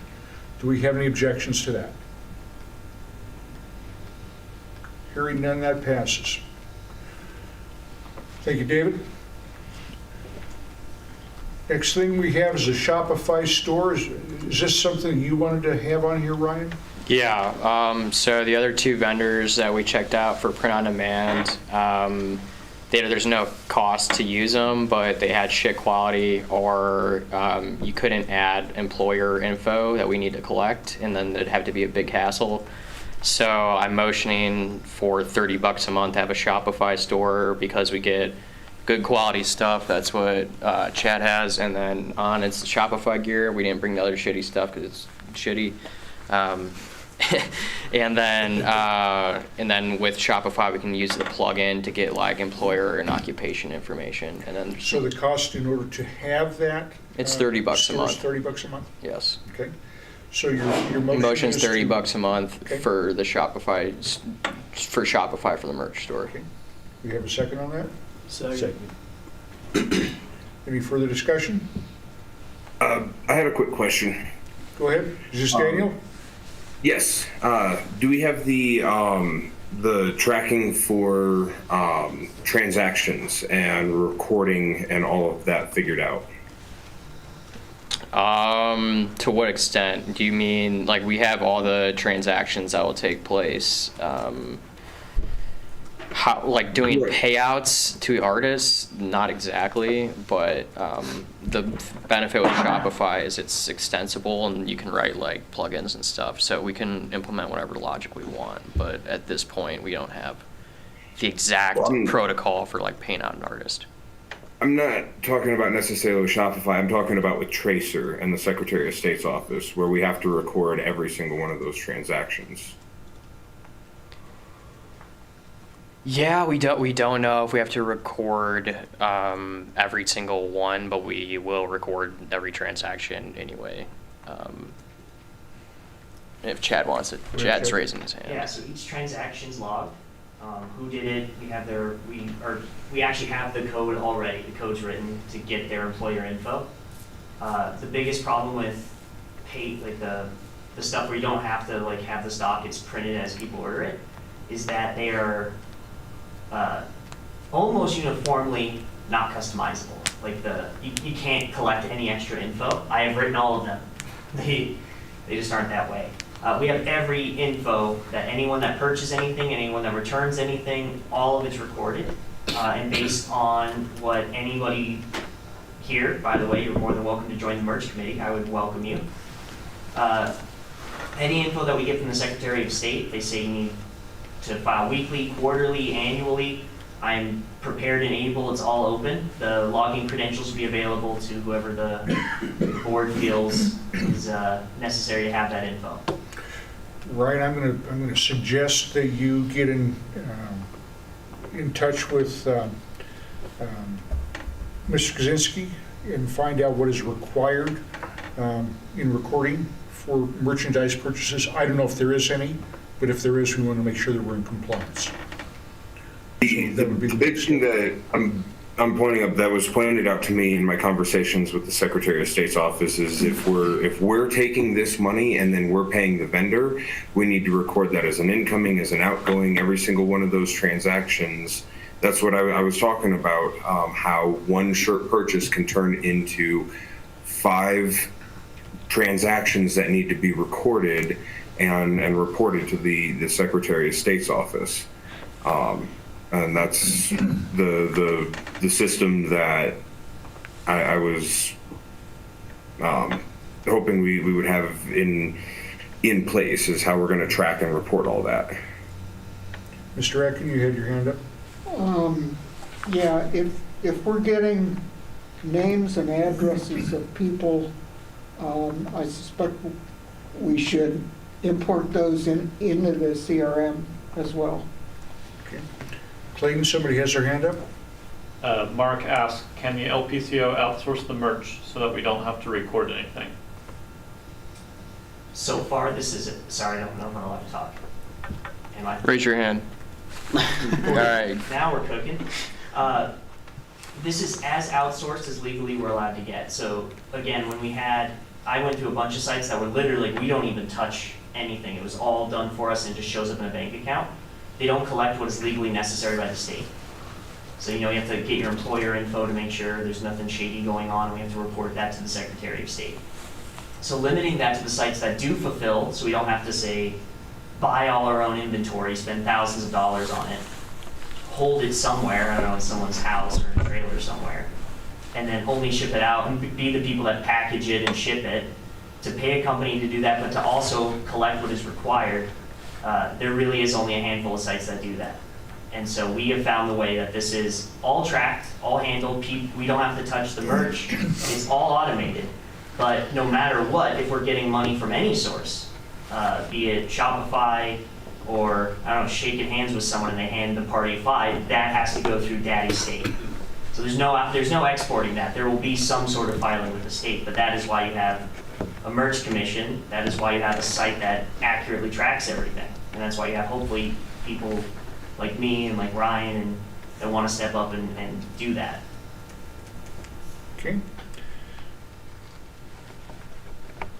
So we have a motion on the table and a second to put $30 into the Shopify store. Any further discussion? Any objection? That passes. Let's make this a moneymaker. Okay. Will do. Next item we have, Hannah, this is yours, the Elks Club, LP 50th. Yes. So Brandon Wark, I don't know, he just decided to reserve a room at the Elks Club. And then I had sent out an email with all the details so everyone could kind of like look at it and think about it. So he reserved the room for December 11th in hopes that people would want to get together and celebrate the 50th anniversary of the LP. And I have seen several different states on Facebook create events that they're going to host in their own state for the LP 50th also, like California, for instance. The venue itself is $550 for 4 hours. And he said something about, I think, 6 to 10. And it's a 70 guest maximum. Of course, I haven't been to the space, but Brandon Wark has. He says it's right near downtown. There's the availability at this venue to have music, speeches, door prizes, and there's also a cash bar. He said if you wanted food there, we'd have to bring in our own, but they would, allow that if you wanted to have food. He even mentioned that it would be a great opportunity to create a fundraiser of some sort. I asked him to be on a call tonight, but he had a conflicting schedule. So that's as much as I know about it. So, Hannah, are you asking for a $550 commitment to this event? Or what is it that you're asking for here? Well, I guess to start off, we can discuss it and to see how everyone feels about that. If there's nobody that's interested, like if the board is not interested in it, he said he would look at trying to do something anyway and ask other people to pitch in. But it's an opportunity for us to host something to celebrate the 50th anniversary of the LP here in Colorado for, anybody in Colorado. Well, up to 70 people, I guess. Jacob? Could I potentially make a suggestion in terms of the funding is, I only look because I notice that we don't really have another board meeting until technically that party's over. Could we make a motion as a party to foot that and then still put up as a fundraiser and then the party just collects that money as a reimbursement essentially? Is there any weird problems with that? I don't have any issue with doing it that way. I Frankly, don't understand what was just said. By me or by Hannah? By you, sorry.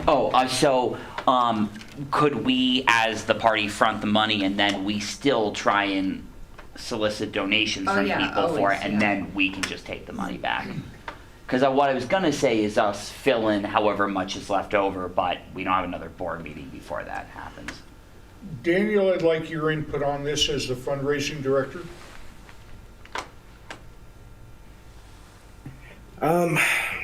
My biggest concern is always with making sure that, you know, we as a party are staying on the right side of what we need to keep our statuses up.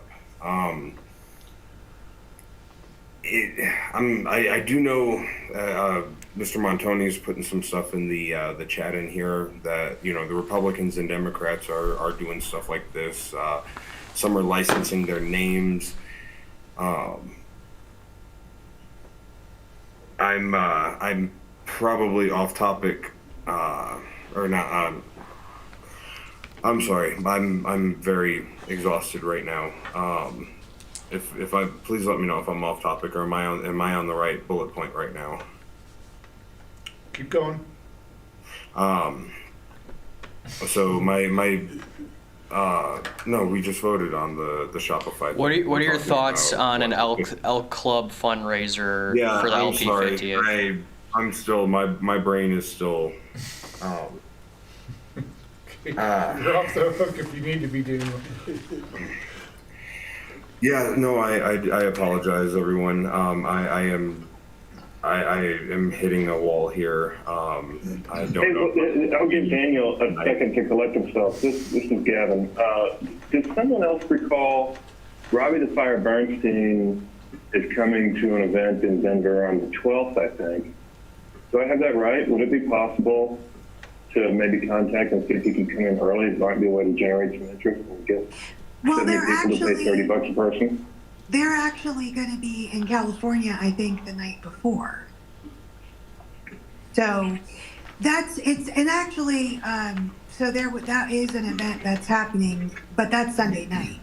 So, and they've already reserved an Independence Institute, and I think they're not even going to be in the state on Saturday. All right, so let's bring this back to topic. What we're discussing is a $500 outlay for what could potentially be a pretty good fundraiser.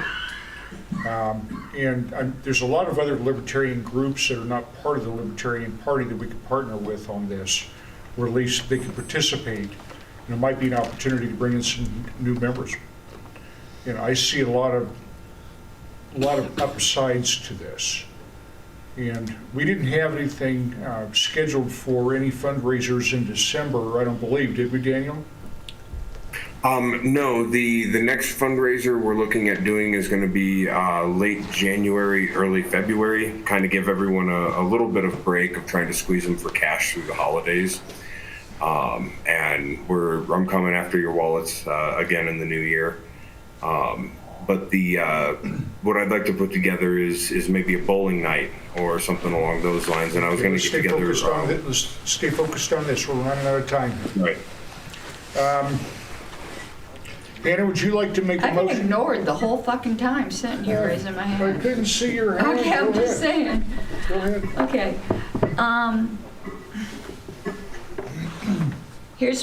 There's some background here.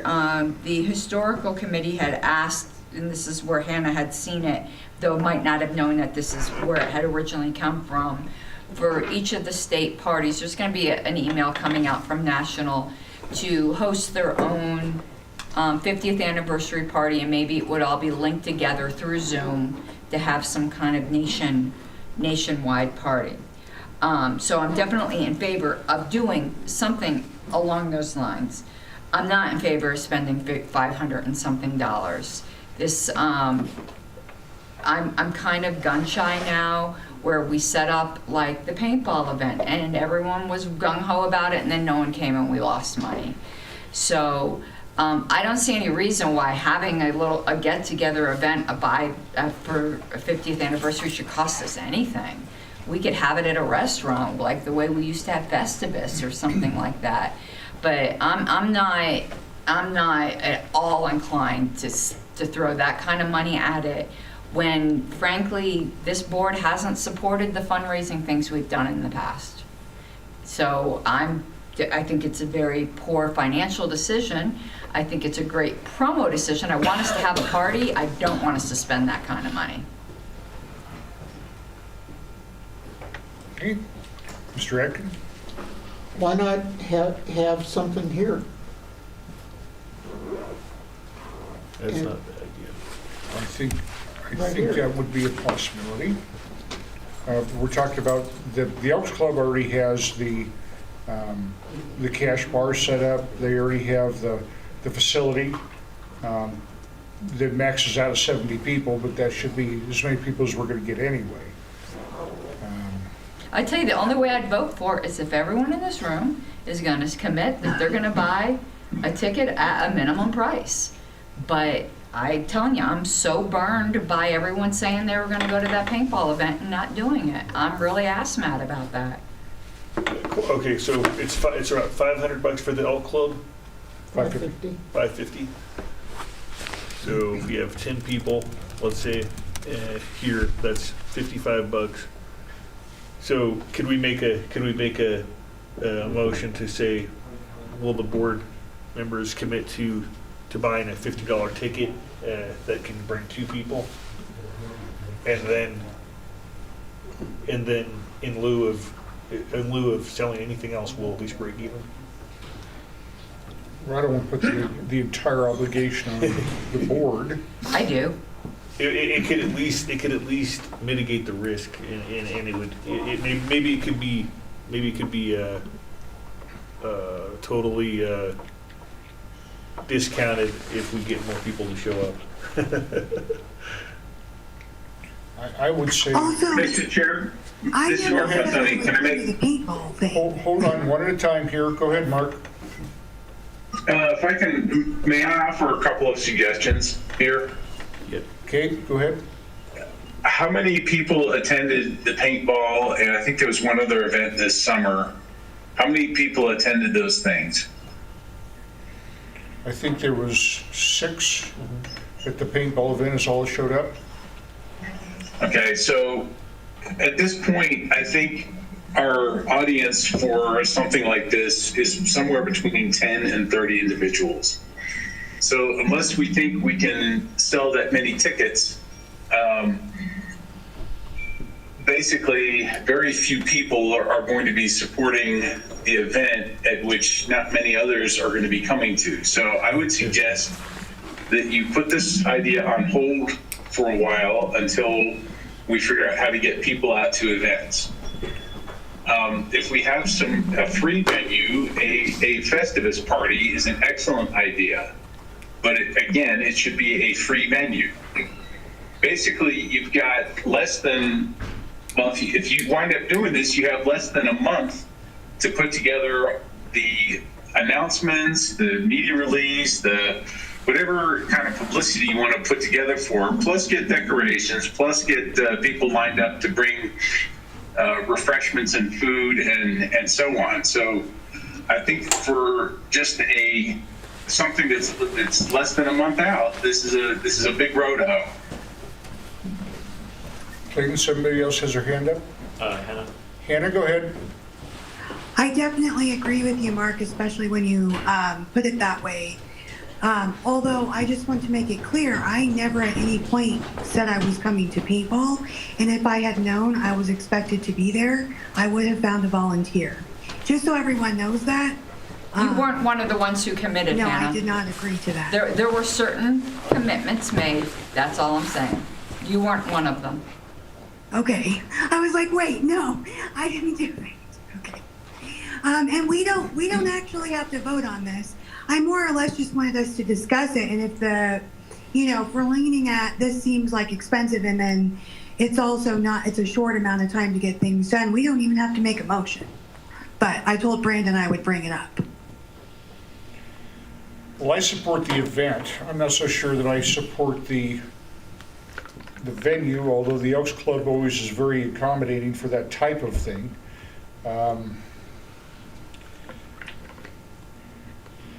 He's not asking us to fund this, is he?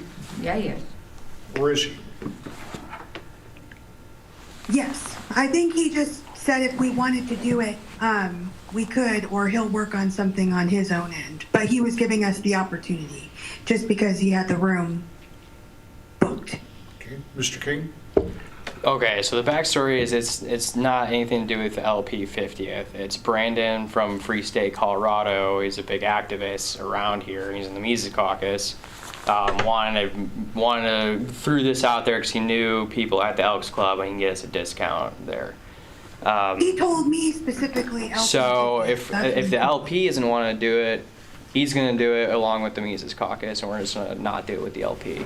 So it's going to be happening either way. So you guys want to do it or not? We got to basically decide to do it at this board meeting. Are they selling tickets around, do you know? Yeah, we're going to be fundraising. Okay, how much are the tickets going to cost? I don't know.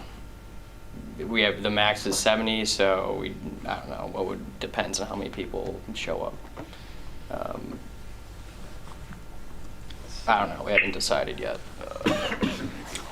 Well, realistically, I mean, if 70 people show up, you don't really need to charge more than $10-15 to make a profit on that. It's about $8 a person to make the money back. I'm guessing this will be promoted by more than just us, which has... His organization has 600 people, and he speaks like Liberty on the Rocks and stuff. So I'm just going to motion to allocate $550 for the Elks Lodge, and it'll be LP 50th. You have a second on that? I'll second. Second. Okay. I think we've had quite a bit of discussion. Who else has their hand up, Clayton? Is there someone on the phone who wanted to speak? And who was that? Daniel. Yeah, oh, sorry, go ahead, Daniel. Go ahead, Daniel. Gavin, I'd like to say something after Daniel. Gavin was first. Hold on, is it Gavin? Gavin was first, then Daniel. All right, Gavin, go ahead. Yeah, sorry, I'm on my phone, so I don't have the hand up thing. But thank you for sharing that, Ryan. I was unaware of that. That to me changes everything. I was starting to become a little skeptical myself based on the earlier conversation. But if this event's going to happen one way or the other, I think we'd be foolish to get involved.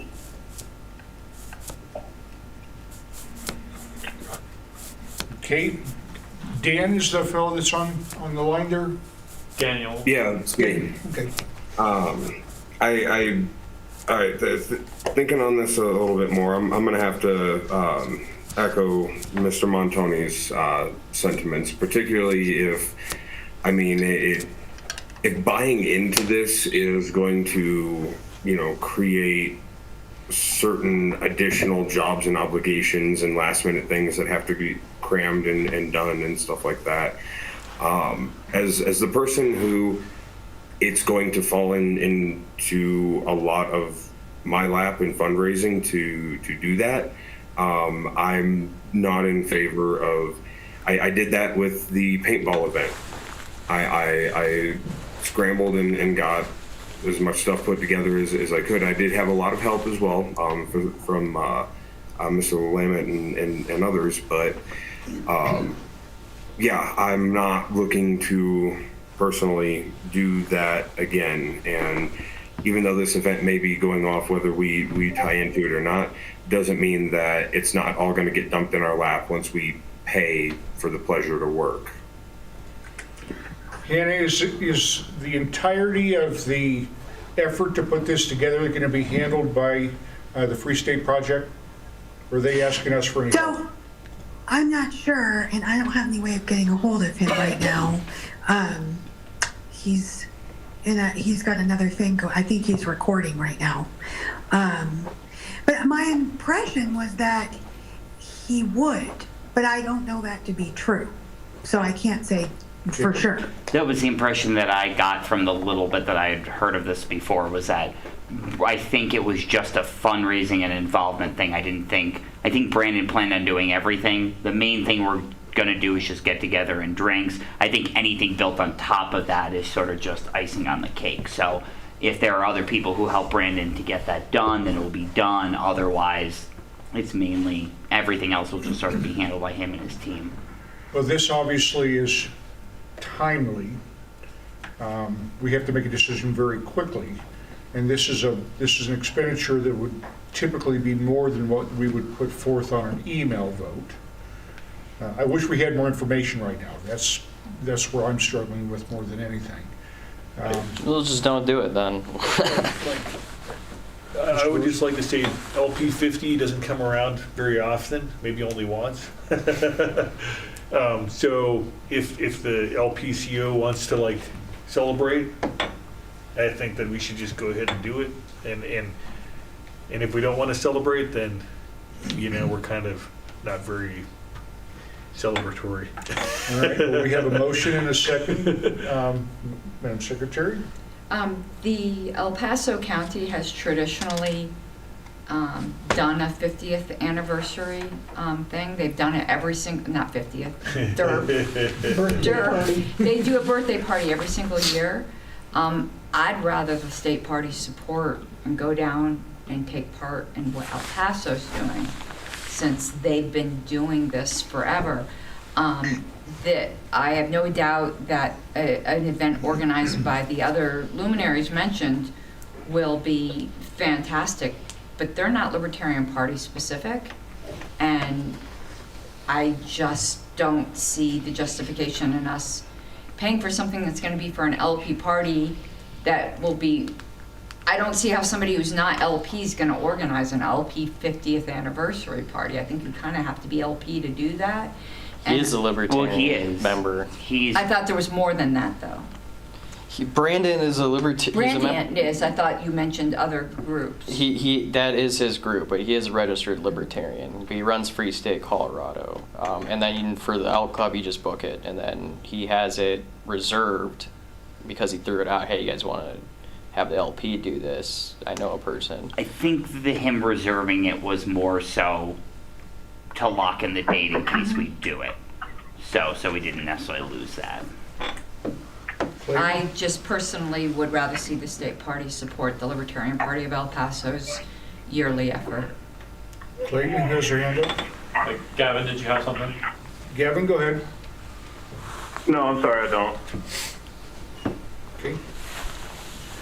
Well, I think it's time to bring it to a vote then. The motion has been made to commit to $550 to front. And I do have one question, though, on this. Will all the fundraising come back to the Libertarian Party of Colorado since we're fronting the cost? Yes. Okay. Madam Secretary, would you bring this to a vote? 1 second, please. Mr. Burrows? Yes. Mr. Fury? Yes. Ms. Goodman? Yes. I'm passing for right now. Mr. Kane? Yes. Mr. Kaczynski? Yes. Mr. Lalamont? Yes. 1 second here. Mr. Luria? Yes. Mr. LaBrie? Yes. Mr. Lutz? No. I am going to abstain on the vote. Chair, it is 8 to 1 to 1. Okay, that passes. Who will be our contact from the state board that's going to handle the coordination of this? I'll take on that responsibility. Is something you want to do, Jacob? Sure. Okay. Clayton? Mark has a question. Mark, go ahead. Yeah, I put it in the chat window. I was just curious, is our funding going to be coming out of our federal account or from our state account? Out of what? Our federal account or our state account? I don't think we have a federal account, do we? I'm pretty sure we're a filing entity under both organizations. You mean national? Gavin, can you answer that question for Mark? Yeah, we do have a federal account, but it's really just to pay the LNC for the monthly dues. It's just a way to transfer money to the LNC. So it's not a different entity. Okay, so that it's a single purpose account. So this would be coming out of our general reserve. Okay. Does that answer your question, Mark? Yeah, I didn't mean to suggest it was we were two different entities. We do have two different filing statuses, though, and I was just wondering which one we're using. So we're using the state account. Yes. Okay. Well, that passed. So, Jacob, you're going to handle all the coordination with this. Would you please get on that right away? Yeah. We have announcements and opportunity for public comment. Anybody that is our guest have anything they want to say before we wrap this up? I'm good, thank you. Okay. Mr. Chair. Our next meeting, of course, will be somebody else, please. Mark. Go ahead, Mark. Yes. Do you have materials, printed materials for fundraising purposes ready for that event? I don't know what we even have on hand, to be honest with you. In other words, like donation forms and envelopes to put them in. We don't have that on hand right now. We'll have that all set up. You going to take that charge? We'll take care of it. Yeah. Envelope for donations, no sweat. Okay. And Mark, if you have any ideas or anything, definitely feel free to email me. We're happy to take any thoughts. I'll send you some templates for both the donation forms and the envelopes. Sweet. Perfect. Thank you, Mark. We have no further business. The meeting is adjourned. Thank you, guys. How do we do without having to extend?